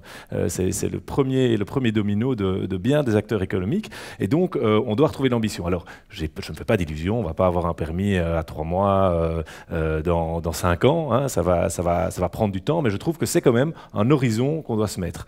Alors, donc oui, moi je pense qu'on doit travailler à la simplification de toutes ces procédures, à la cohérence de l'interaction entre les différentes administrations, au permis unique, hein, entre le permis d'environnement, le permis d'urbanisme, etc., à la définition quand même très précise de qu'est-ce qui doit faire l'objet d'une concertation plus large et qu'est-ce qui pas, parce que parfois il y a quand même des zones d'ombre là aussi, et arriver en effet à un système, et ça je m'y engage par contre vraiment,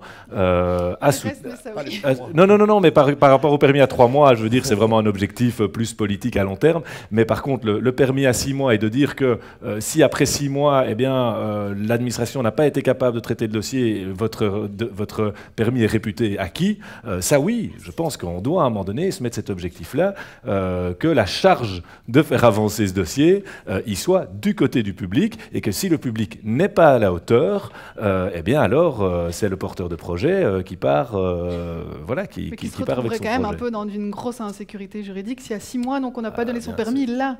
Oui, mais donc on ne va pas faire ça du jour au lendemain. Il faut d'abord bien clarifier les procédures et simplifier, mais au bout du compte, oui. Bon, pas pour les gros permis qui demandent des concertations particulières, etc. On est d'accord. Hein, pour on ces est sur, particuliers qui attendent parfois trop longtemps pour une simple rénovation. Voilà, tout à fait. Et pour les gros projets, il faut aussi alors arriver à faire des fast-track, je pense, où on met les acteurs de manière différente autour de la table pour pouvoir avancer plus vite, hein, parce que sinon, on ne va pas arriver à développer cette ville comme la crise du logement et la crise économique nous le demandent. Isabelle Potier, 6 mois, c'est jouable? Alors, 6 mois en dessous d'un certain seuil pour les particuliers qui rénovent, pour les petites surfaces commerciales, pour les PME avec des petites surfaces, moi je pense que ça doit effectivement vraiment être un objectif et que ça doit être l'enjeu absolument central de la prochaine législature, c'est l'accélération des délais d'instruction. Et vous savez tous, puisque vous êtes tous confrontés au problème, qu'actuellement, l'administration gagne du temps en n'envoyant pas l'accusé de réception de dossier complet. Bon, voilà, ça c'est un problème qui ne serait pas compliqué de régler. Alors, quand on est allé voir Urban avec la commission en 2021, Isabelle, ou 2022, on nous a dit « ça va bien, ça va mieux », parce que, bien entendu, ils venaient de digérer la précédente réforme du COBAT, qui a mis 5 ans à se faire, hein, qui est entré en vigueur en 1er septembre 2019, je crois, et qui avait comme objectif, tenez-vous bien, d'améliorer la lisibilité et la rapidité. Voilà. On voit le résultat, c'était une vision de juriste, et elle a épuisé complètement les services de l'urbanisme, en particulier dans les administrations communales. Malgré tout, il y a des avantages à cette réforme, nous ont expliqué les gens qui, au cabinet de Rudy Vervoort, l'avaient conçu et qui maintenant sont chez Urban. Et sous cette législature, il était prévu dans l'accord de majorité qu'il y ait une évaluation de la réforme du COBAT. Cette évaluation, elle a été faite. Il existe un rapport fait par quelqu'un qui est dans la salle. Et cette évaluation, elle propose des améliorations, des propositions, mais à notre avis, un peu trop à la marge, et à notre avis aussi, qui entraîne des régressions de la participation. Parce que, malgré tout, nous pensons que les riverains et les associations doivent avoir un droit de regard et une capacité de donner un avis, mais plus haut dans le processus, et c'est aussi une de vos questions, et je pense que là-dessus, il y a un certain consensus. Mais moi, je pense qu'il faut diligenter un audit externe et qu'il faut tout remettre à plat. Le système, il est trop défensif, il décourage les demandeurs de bonne volonté et il ne sanctionne pas ceux qui abusent des relations publiques.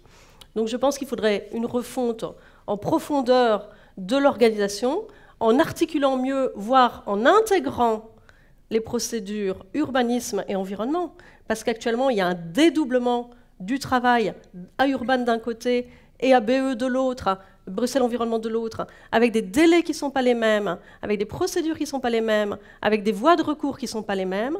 Et donc, nous pensons que c'est une chose qu'on devrait faire, c'est intégrer la gestion des deux aspects dans le même process. Naturellement, ça va susciter des résistances et il faut travailler avec les acteurs, et d'abord, je pense, avec les administrations et puis les acteurs du secteur. Bernard Kerfailly, est-ce que donc pour atteindre un délai de 6 mois, ça passera obligatoirement par une remise à plat totale du COBAT comme le suggère Isabelle? Il faudra certainement qu'on change quelque chose, c'est sûr, parce que l'état actuel ne permet pas. Moi, j'ai un peu de cheveux blancs, donc ça fait un peu de temps que je m'occupe de gestion publique, et j'ai le souvenir que chaque fois qu'il y a un problème, on cherche à changer les règles. Alors que très souvent, c'est plus les pratiques qu'on doit changer avant les règles. Les délais en urbanisme sont les mêmes partout. Ils sont les mêmes dans toutes les communes. Il y a des communes où ça se passe mieux et des communes où ça se passe moins bien. C'est d'abord une question de volonté administrative de soutenir les projets en mettant les moyens pour que l'administration traite les dossiers dans les délais prévus. Le délai, c'est un délai maximum. Ce n'est pas le délai dans lequel on doit traîner jusqu'au dernier jour du délai. Elle doit faire son circuit de traitement des dossiers, mais c'est un délai maximum. Donc la première des choses, c'est une volonté politique à tous les niveaux de pouvoir que l'administration administre correctement les choses et qu'on vérifie que les administrations qui ont à mettre en œuvre cela aient les moyens de le faire. La précédente réforme, tu viens d'en parler, le précédent gouvernement, prévoyait que quand les communes étaient en retard, le dossier passait à la région.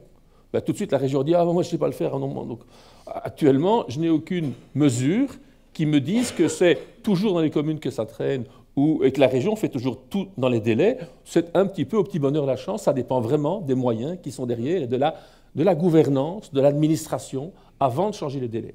Ça ne veut pas dire qu'on ne doit pas travailler sur les délais. Tu as dit, un des grands problèmes, c'est l'accusé de réception de dossiers complets. Ça, c'est le premier truc. Avant même que le délai commence, on joue déjà sur les délais. Et on vous redemande une fois, deux fois, trois fois des documents complémentaires. Il faut quand même qu'on clarifie cette question-là, qu'on ait une liste précise des choses qu'on peut demander, qu'on ne demande qu'une fois des compléments, pas 2, 3, 4, 5 fois. L'administration doit vous dire exactement ce qui manque et pas se rendre compte après 3 mois qu'il manque encore un autre document qu'elle a. Bon. Donc tout ça, ça va être clarifié, avancé. Sur les permis uniques environnement et urbanisme, d'autres régions le font, il n'y a pas de raison, on n'est pas plus bête que les autres et s'il y a des résistances, on doit pouvoir les dépasser pour accélérer les procédures. On a aussi numérisé les procédures à travers Nova. Aujourd'hui, les 19 communes utilisent Nova. Ça devrait permettre des améliorations dans la gestion du flux. Ça devrait quand même être plus facile de le gérer numériquement que papier. On devrait voir normalement une amélioration. J'espère que tous ceux qui sont derrière profiteront de cette numérisation qui a été mise en place pour que ça aille plus vite. Ouais, quand la pièce jointe est jointe, clic. Le dossier peut partir. Exactement.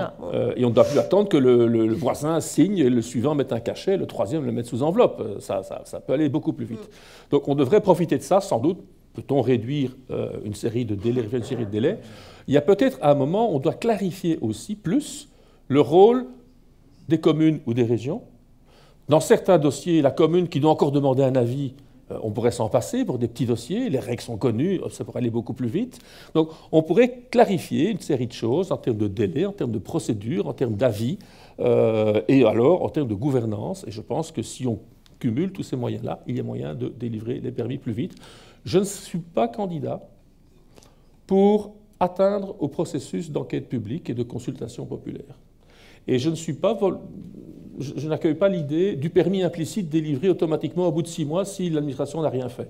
Parce que si une telle règle arrivait, l'administration à 6 mois moins 2 jours vous fera une motivation à la mort moelle pour vous dire non, et vous ferez un recours contre la motivation qui est mal faite, et puis on est reparti. Et aussi parce que la délivrance d'un permis d'urbanisme, ce n'est pas seulement un contrat entre le demandeur et l'architecte qui a fait le projet, et l'administration. C'est aussi un contrat avec le reste de la société. C'est aussi un contrat avec le quartier. Et le quartier n'a pas nécessairement à être victime, entre guillemets, du fait que son administration, régionale ou communale, n'a pas bien fait le boulot.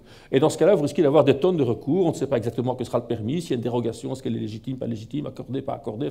Donc je ne pense pas que c'est la bonne solution. Je pense par contre qu'il faut clairement travailler sur clarifier les rôles, réduire une série d'étapes inutiles dans des demandes d'avis, clarifier les rôles, faire des permis uniques, utiliser l'informatisation et avoir une réelle volonté politique. Ce qui, je trouve, manque, puisque depuis des siècles, enfin des dizaines d'années, on nous parle de la longueur des permis, la durée des permis.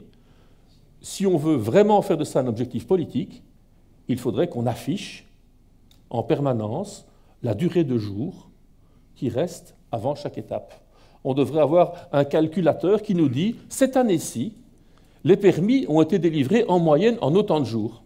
Et on verrait si l'année prochaine, on diminue. On aurait un indicateur qu'on regarderait et alors on serait tous forcés, parce qu'on le publie, parce qu'on l'affiche, de travailler sur cet indicateur. Françoise de Smet, alors est-ce qu'il faut changer le COBAT ou est-ce qu'il faut changer les pratiques? Est-ce qu'il faut changer les deux? Est-ce qu'il faut changer autre chose? Ouais, il faut probablement changer les deux. Donc, sur l'aspect de modifier le COBAT pour aller plus vite, nous, on est tout à fait ouverts à discuter de ça et certainement avec les forces compétentes sur la question. et certainement pour oui, les petits propriétaires, comme je disais tout à l'heure, qui attendent 1 an et demi, pour simplement avoir un permis effectivement de rénovation aussi. Sur la question du logement public, la production de logement public, ça, pour nous, c'est évidemment hyper important aussi. Donc, c'est beaucoup trop lent à l'heure actuelle aussi pour obtenir des permis.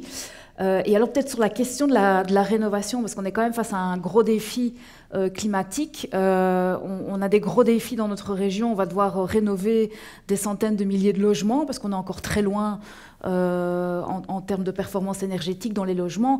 Et donc l'aspect de prévoir plutôt un système, donc nous on prône pour une banque publique comme en Allemagne, qui va permettre des investissements beaucoup plus grands et qu'on aille plus vite dans la rénovation des logements, mais aussi d'avoir une vision de quartier par quartier. Selon nous, on va aussi gagner du temps à partir du moment où, dans une rue entière, on sait à l'avance, ok, on va devoir faire telle et telle rénovation, on va pouvoir délivrer évidemment, 15 permis d'un coup, 15 façades. par exemple, donc avoir des audits pour voir effectivement maison par maison qu'est-ce qu'il faut faire, et on va, je pense, gagner du temps dans cet aspect-là aussi pour la délivrance des permis pour la rénovation, et d'aller beaucoup plus vite pour la rénovation tout court. David Leysser ? Oui. La question de la délivrance des permis, c'est pas très populaire, mais je pense vraiment que ça doit être une priorité du prochain gouvernement, pour au moins 3 raisons. La première, on l'a dit, plus de 70%, plus de 60% des émissions à Bruxelles, c'est le bâti bruxellois. Donc il faut le rénover, et on ne peut plus attendre aussi longtemps que ce qu'on attend aujourd'hui. On a calculé qu'il fallait rénover à peu près entre 30 et 50 maisons par jour si on voulait obtenir les résultats de baisse des émissions à hauteur 2030, 2040, 2050. On n'en est pas encore là. Donc il faut absolument qu'on aille plus. Ça, c'est le premier point. Deuxième point, on sait que, on a eu un rapport de l'OCDE ici en février, il faudra d'ici à 2030 à peu près 40 000 logements en plus. Si on regarde ici le nombre de production de logements sur base annuelle, on n'y est pas. On n'y est pas à Bruxelles. Et donc il faut qu'on puisse accélérer soit la rénovation, soit, si c'est possible, de la construction. Donc 3, derrière ça, à la fois la rénovation du bâti et la construction pour résoudre la crise du logement, ça va créer de l'emploi. Et on doit continuer à Bruxelles à augmenter le taux d'emploi, et on sait que le secteur au sens large est pourvoyeur d'emploi et aussi pourvoyeur de recettes fiscales derrière ça. Donc c'est très important de travailler sur la délivrance des permis. Comment ? Beaucoup a déjà été dit par mes collègues. Donc, 1. Je crois qu'on doit partir avec la réunion de projet. On sait que la réunion de projet a un rôle capital et elle ne doit pas mener à autant d'incertitudes que ce qu'elle peut mener aujourd'hui. Est-ce qu'elle doit être certificative à 100% ?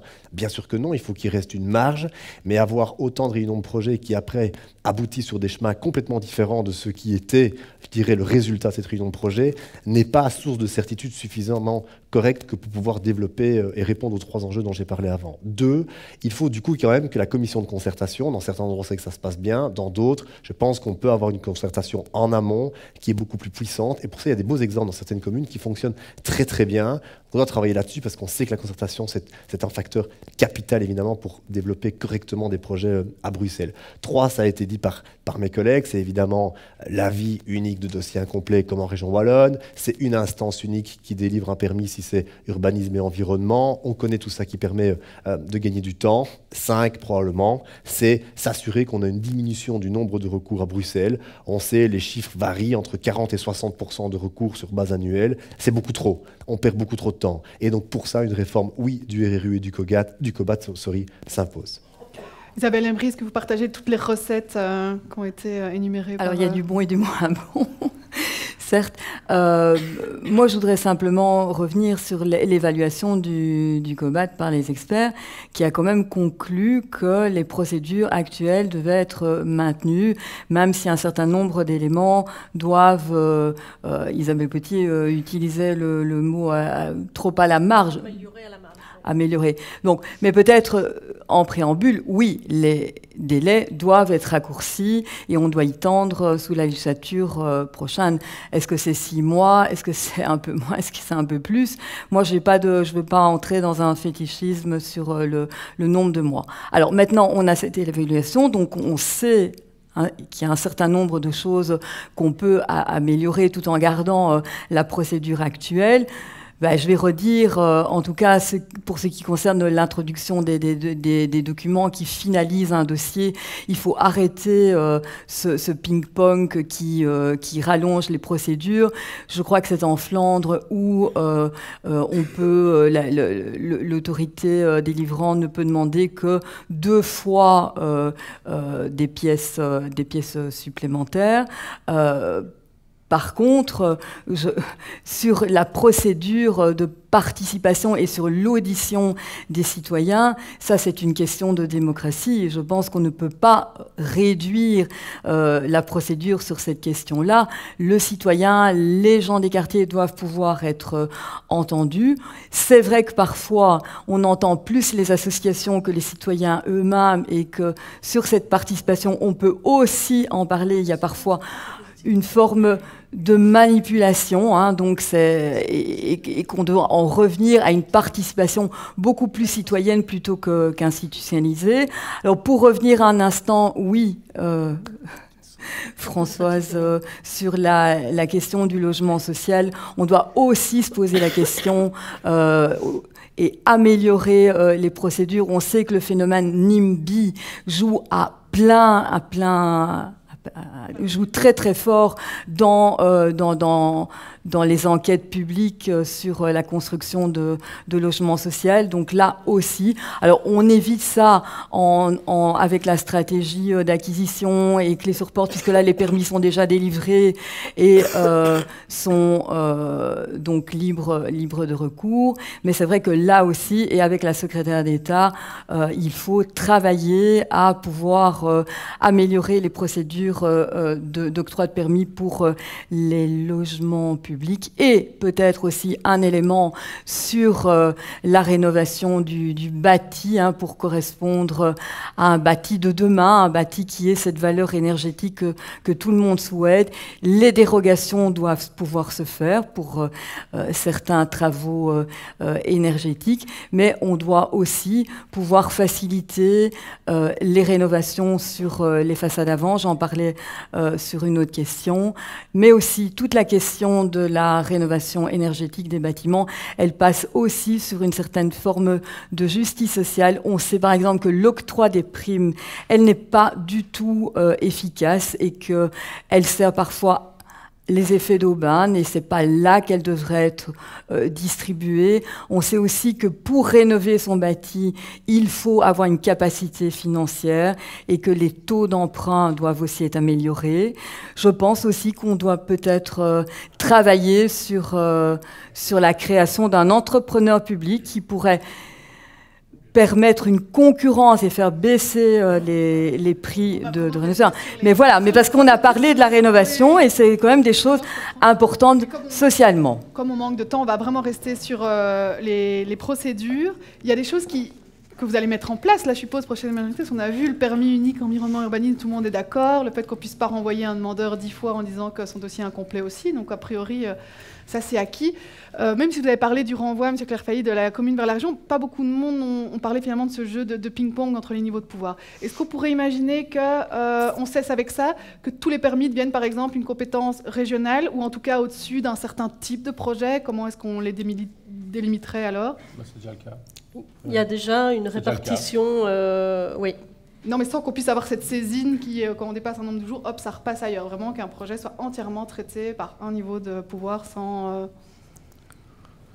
Il y a des règles déjà qui disent que je ne sais plus la taille, moi je suis les projets d'une certaine taille sont directement envoyés à la région. Alors ce qu'il y a, c'est que la région ne se mêle pas des aspects de détail. S'il y a une enquête publique, c'est quand même la commune qui doit le faire, etc. Donc, elle dit je prends le dossier, mais je prends la jolie partie, et puis elle décide toute seule des délais dans lesquels elle traite son dossier. Donc, jusqu'à présent, ça ne m'a pas l'air être nécessairement un succès ou une réussite, mais c'est des questions de gestion et de gouvernance.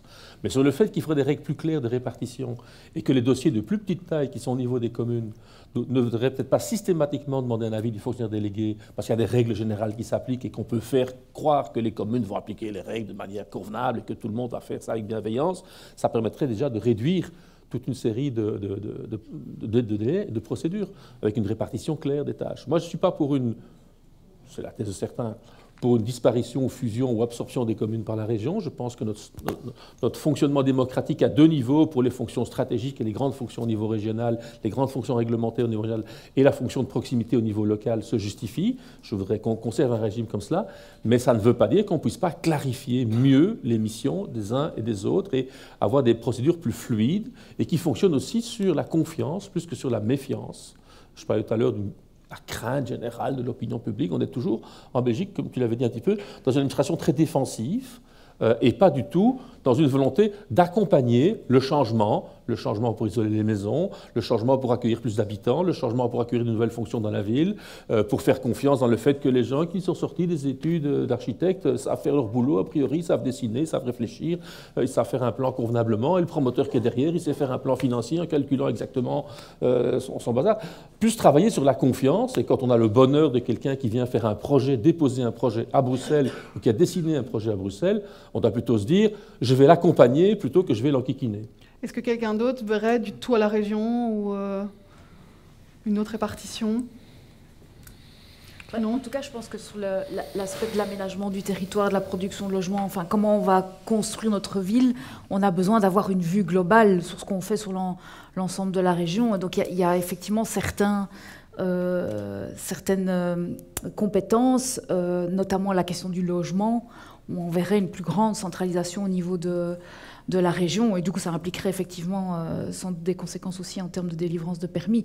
Mais ça nous semble quand même important qu'on ait une vision globale sur ce qui se passe sur notre région, pour éviter aussi des phénomènes comme on voit effectivement que les communes de la deuxième couronne, comme on les appelle, voient d'un moins bon œil arriver du logement social sur leur territoire, alors qu'il y a encore certains espaces et qui manquent au centre-ville qui est déjà hyper dense. Donc voilà, sur la question en tout cas du logement, on voit quand même plus de prise en main au niveau de la région. Chez Écolo ? Oui, mais en fait, l'enjeu, c'est que le niveau qui doit gérer le dossier doit avoir les moyens de gérer le dossier. Voilà. Ce serait pas le cas de la Et région. doit le faire, et doit le faire effectivement dans une dynamique d'accompagnement. Voilà. En fait, il y a déjà une répartition autre qui fait monter les dossiers à la région. Ça n'empêche qu'effectivement, les commissions de concertation, quand elles doivent avoir lieu, parce qu'il faut rappeler qu'en fait, il n'y a commission de concertation que quand il y a dérogation aux règles, soit des PPAS, du RRU ou du PRAS, et qu'il y a beaucoup de concertations parce qu'il y a beaucoup de dérogations, parce que les règles sont trop intrusives. Mais la démarche de Good Living, en principe, c'était de faire qu'il y ait moins de motifs de concertation, donc moins de dossiers en dérogation, donc moins de concertation. C'était ça la démarche.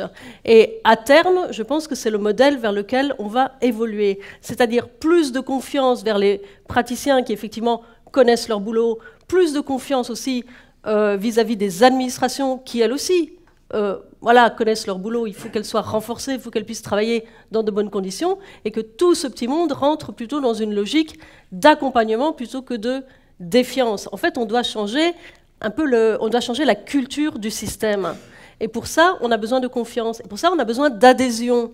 Et il faut reprendre la concertation sur Good Living, puisqu'on voit que voilà, il y a une difficulté. Mais dans les faits, il y a de très nombreux dossiers qui sont au niveau régional, et au niveau régional, voilà, il y a une vision. Il y a des moyens techniques. Je pense aussi que la numérisation a beaucoup progressé et ça va faciliter la vie de tout le monde.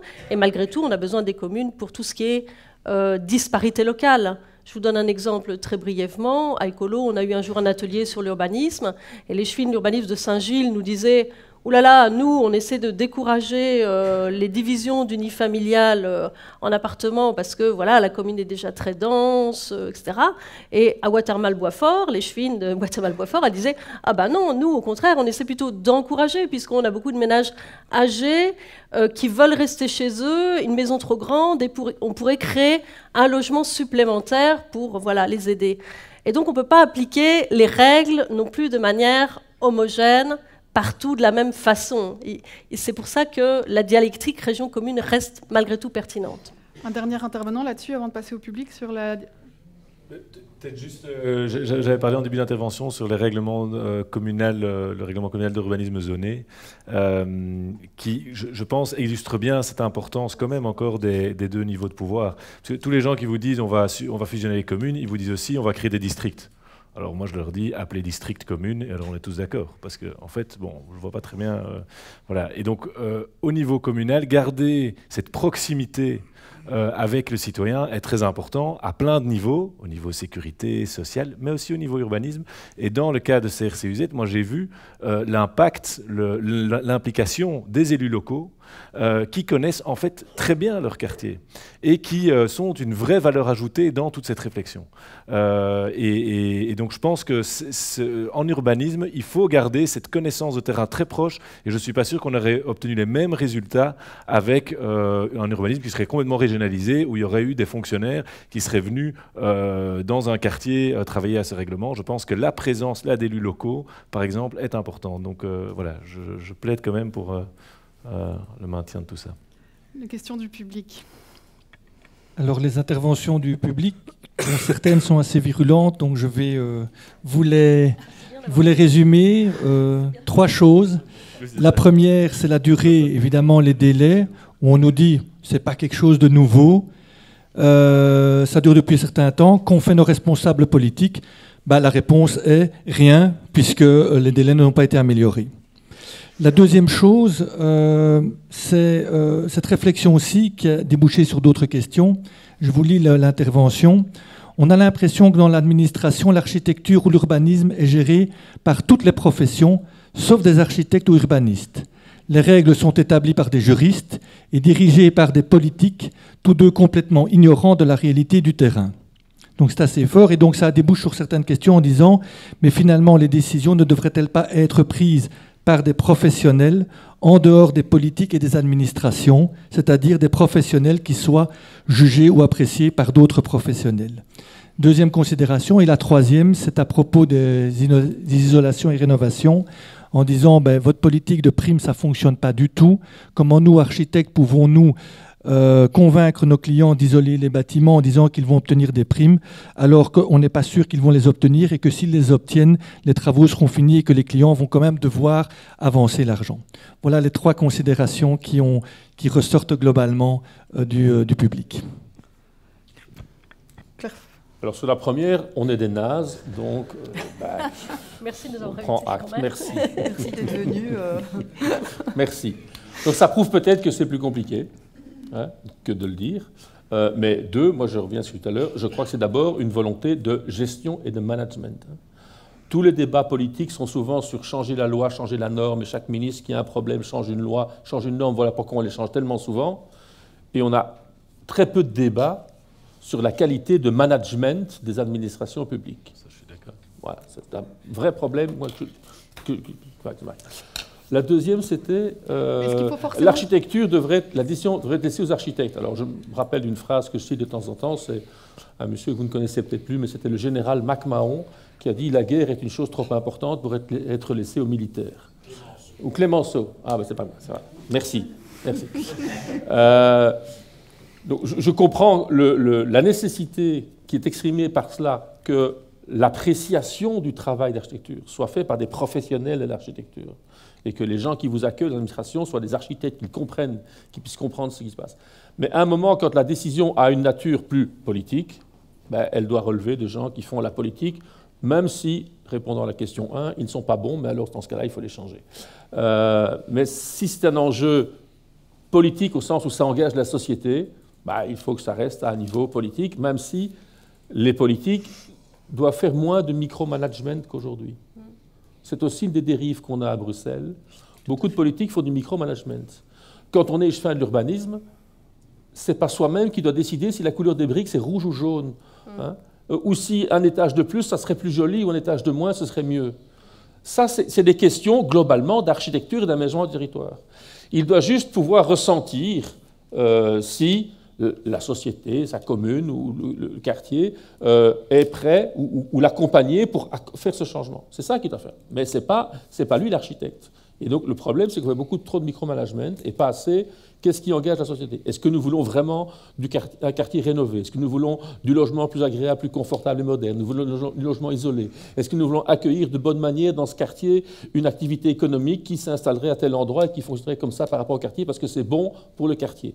Et pas simplement soit de donner son avis sur la couleur des façades, soit entendre les craintes de quelques personnes qui ont peur et de ne pas avoir une vision, un projet qui s'inscrit dans une vision de la ville.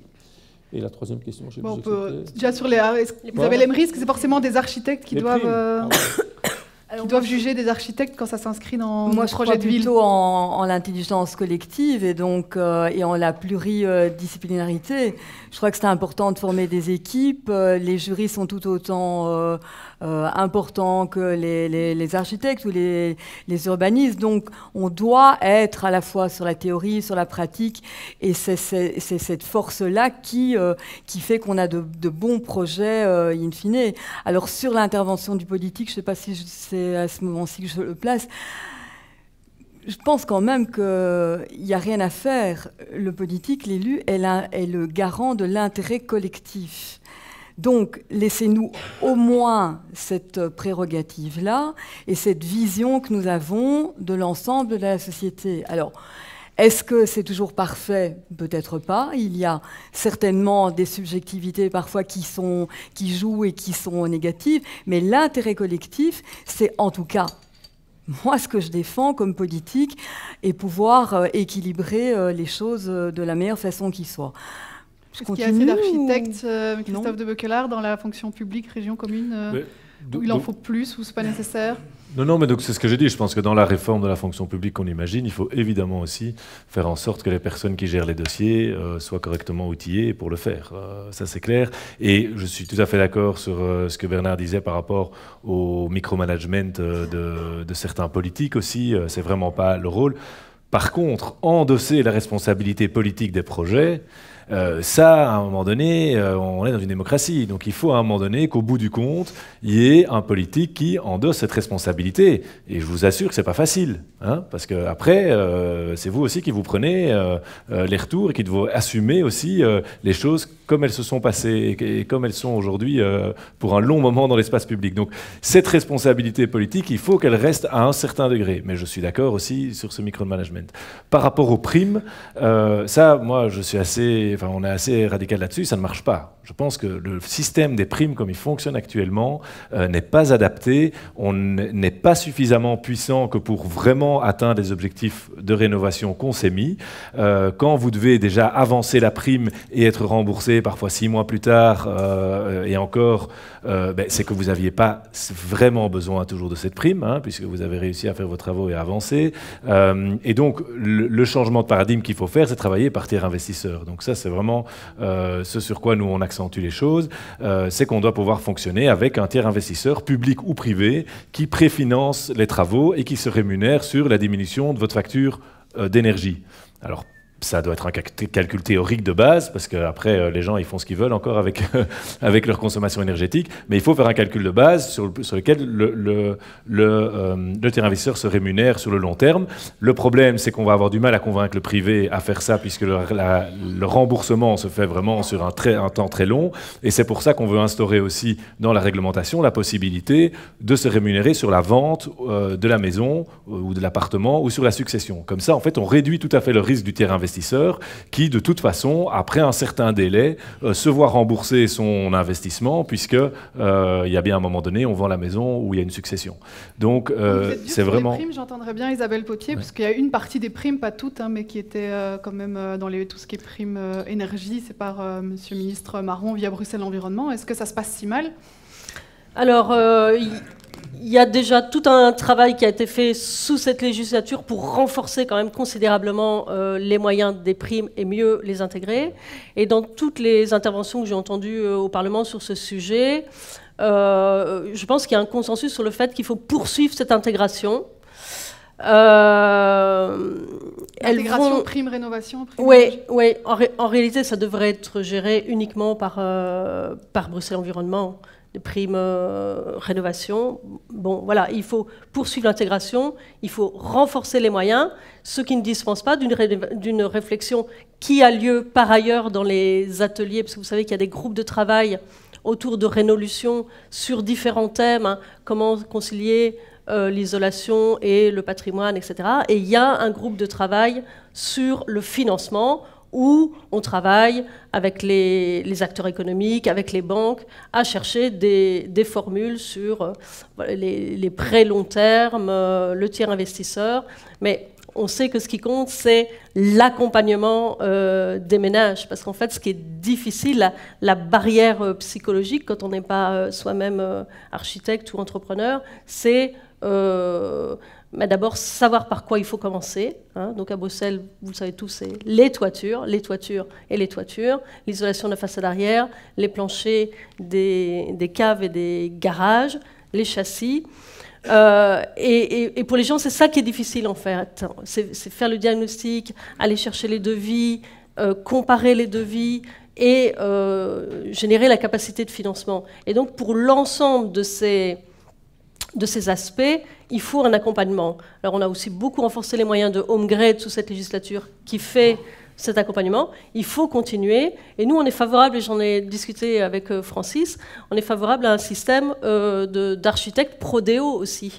Des architectes qui seraient rémunérés par la région pour accompagner les ménages à faible revenu dans toutes ces démarches qui sont quand même des démarches qui sont en fait qu'il faut dédramatiser, parce que tout qui a changé ses châssis chez soi, c'est qu'en une journée, c'est fait, en fait. Hein. Voilà. Et si vous gardez le même matériau et le même dessin, pas de permis.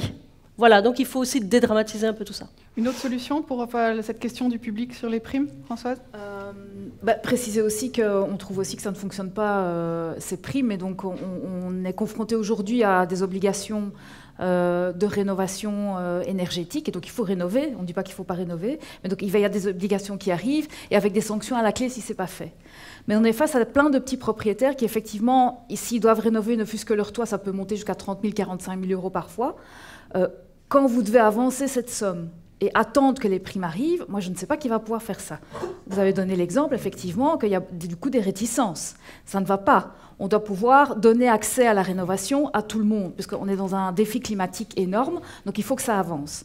De plus, on voit que les rénovations, du coup, sont très lentes, parce qu'on est effectivement dans un système individuel aussi, où chaque personne doit faire les démarches, et c'est effectivement très compliqué, etc., pour obtenir les primes, savoir qu'est-ce qu'il faut faire.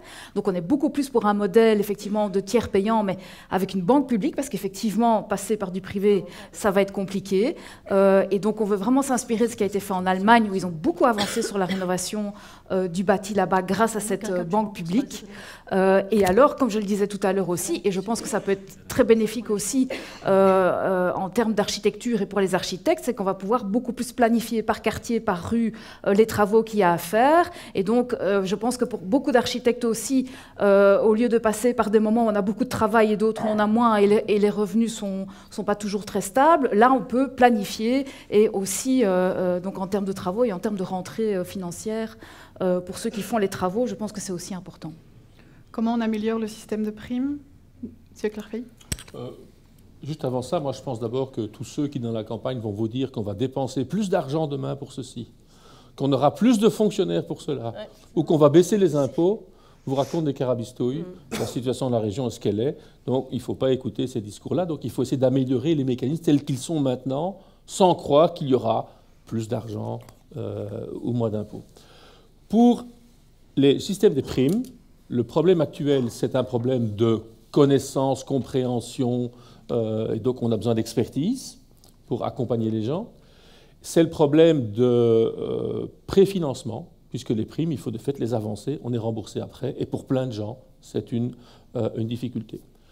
Je pense qu'il faudrait que l'organisme régional qui donne les primes, que ce soit Bruxelles Environnement, que ce soit Urban ou un autre, peu importe, l'organisme régional qui donne les primes, puisse créer un système d'agréation d'entreprises rénovantes, dont on vérifie la compétence, la capacité, et on sait qu'elle connaît les matériaux, qu'elle fait les bonnes pratiques, qu'elle met les bons centimètres, qu'elle fait dans l'ordre les travaux, etc. et que ces entreprises-là auraient, entre guillemets, dès qu'elles sont agréées, dès qu'elles sont autorisées par la région, un fast lane pour récupérer les subsides de la personne chez qui elles font les travaux. Autrement dit, le citoyen peut s'appuyer sur une entreprise qui aurait une sorte de reconnaissance régionale. Il sait donc qu'elle est compétente, qu'elle a les compétences. Il sait qu'il ne doit pas préfinancer puisque l'entreprise trouvera avec ses financiers l'occasion de le faire. Elle ira rapidement pour introduire les factures elle-même et elle aura un remboursement rapide de la région. Les autres qui ne sont pas dans ce régime-là, c'est le système classique, vous passerez par elle, etc. Ça, je me permets de dire ici, implicitement un bénéfice, c'est que les entreprises qui s'inscriront dans ce schéma-là seront plutôt des entreprises bruxelloises ou proches de Bruxelles. C'est aussi une condition de qualité et de condition d'emploi local. Et on peut adjoindre à ça, s'il le faut, la compétence d'un architecte, si c'est nécessaire, sont les travaux, et les entreprises s'arrangeront. Voilà. Avec ce système-là, on résout le problème de compétences, compréhension, connaissance, toute la paperasserie qui va avec, le préfinancement, et vous aurez une série d'entreprises qui seront contentes d'offrir ce système à leurs citoyens, à leurs clients, sachant que le système sera d'une plus grande rapidité et permet le préfinancement. Parce qu'on a un vrai retard pour l'instant pour rénover. On rénove à peine 1,5%, 2% du bâti. L'objectif était au moins 3% par an. On ne rénove qu'1,5% et on ne rénove que dans la seconde couronne et très peu dans le cœur de Bruxelles. Donc on n'est pas tout à fait bien. On a besoin d'accélérer cette dynamique. La dernière intervention sur les permis, ou les deux, David et Isabelle. Je pense que l'objectif des primes n'est pas atteint, je l'ai dit, je pense qu'elles servent beaucoup, elles ont beaucoup de conséquences et d'effets d'aubaine, et donc il faut les réorienter vers ceux qui en ont le plus besoin, avec aussi toutes les questions de préfinancement. Alors nous, on est plutôt favorable à la mise sur pied d'un entrepreneur public, plutôt qu'un système d'agrément d'entrepreneurs publics, pour tout à fait bien maîtriser le système. Je pense que ça peut influencer, comme je l'ai dit, les prix à la baisse. Et alors aussi, on a de magnifiques outils de rénovation. On a les contrats de quartier durables, on a les contrats d'axe et contrats d'îlot. Et donc, comme François, je pense qu'on doit travailler à l'échelle de quartier, de rue, pour pouvoir doper cette rénovation énergétique dont on a tant besoin. David Leixter, c'est vous qui aurez le mot de la fin, du coup. Mais non, mais peut-être, pour revenir sur le fait qu'il faut plus d'architectes et que ce serait que des professionnels qui décideraient. Oui, pour qu'il y ait un max de professionnels qui, sur la chaîne, évidemment, soient amenés à donner un avis, voire un aval. Mais au bout du compte, il faut qu'il y ait quelqu'un qui assume la responsabilité. Et ça, ce sont les femmes et les hommes politiques. Ça, et donc, s'ils ne sont pas bons, et il y a des femmes et des hommes politiques qui ne sont pas bons, il faut les changer. Parfois, il y a aussi des professionnels et des architectes qui ne sont pas bons, pas dans la salle ici, dehors, je veux dire. Et il faut aussi pouvoir les changer. Mais je dis, voilà, le volet démocratique et prise de responsabilité, sauf si on a un autre système, il faut... Mais bien sûr. Mais pas ici non plus. Non, bien sûr. Ça, c'est un. Deux, moi j'entends qu'en effet, il ne faut pas réformer à chaque fois qu'il y a un problème. Attention, on a tendance ici, chaque fois qu'il y a un souci, en Belgique, à changer de loi ou à changer la loi. Certes, enfin ici, en ce qui concerne l'urbanisme, l'architecture, le développement territorial à Bruxelles, moi j'entends tous les acteurs, depuis maintenant de nombreuses années, dire « Désolé, mais il faut changer ». Et là, ce sera peut-être mon seul message, on a loupé 4-5 ans. On vient de louper 4-5 ans, on aurait pu changer quelque chose. Donc, c'est pas grave, on peut rattraper le truc assez rapidement, mais on vient quand même de perdre beaucoup de temps. 3, par rapport aux primes et aux subsides, et je termine par là. Je suis assez dubitatif par rapport à la dynamique de primes, pour 2 raisons. La première, comme l'a dit Bernard, c'est que croire qu'on va pouvoir injecter encore et encore et encore plus de sous, ça va quand même être très très compliqué pour toutes les entités publiques, singulièrement à Bruxelles.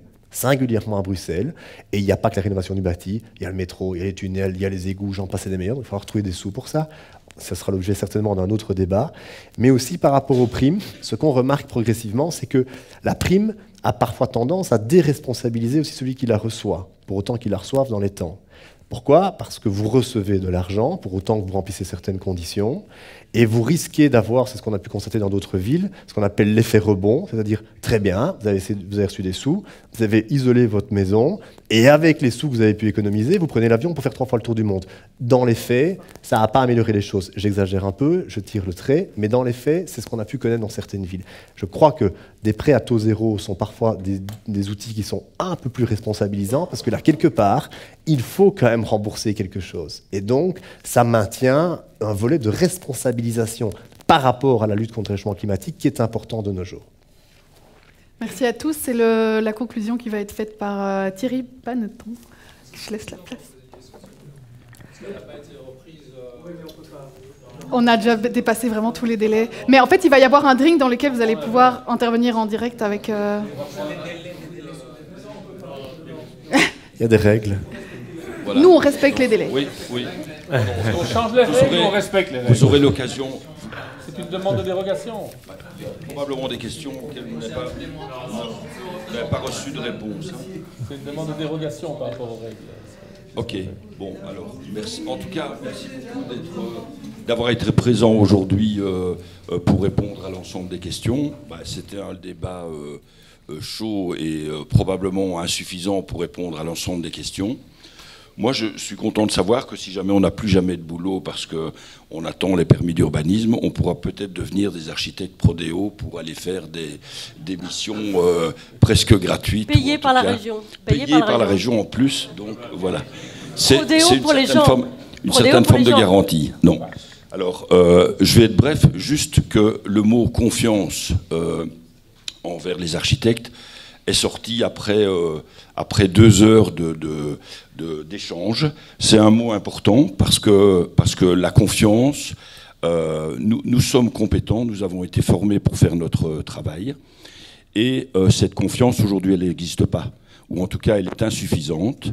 Alors si on suit le principe collaboratif entre les administrations, les services publics, mais qu'on accorde la confiance dans notre métier et dans nos compétences, je pense qu'à ce moment-là, ensemble, on pourra probablement trouver des solutions.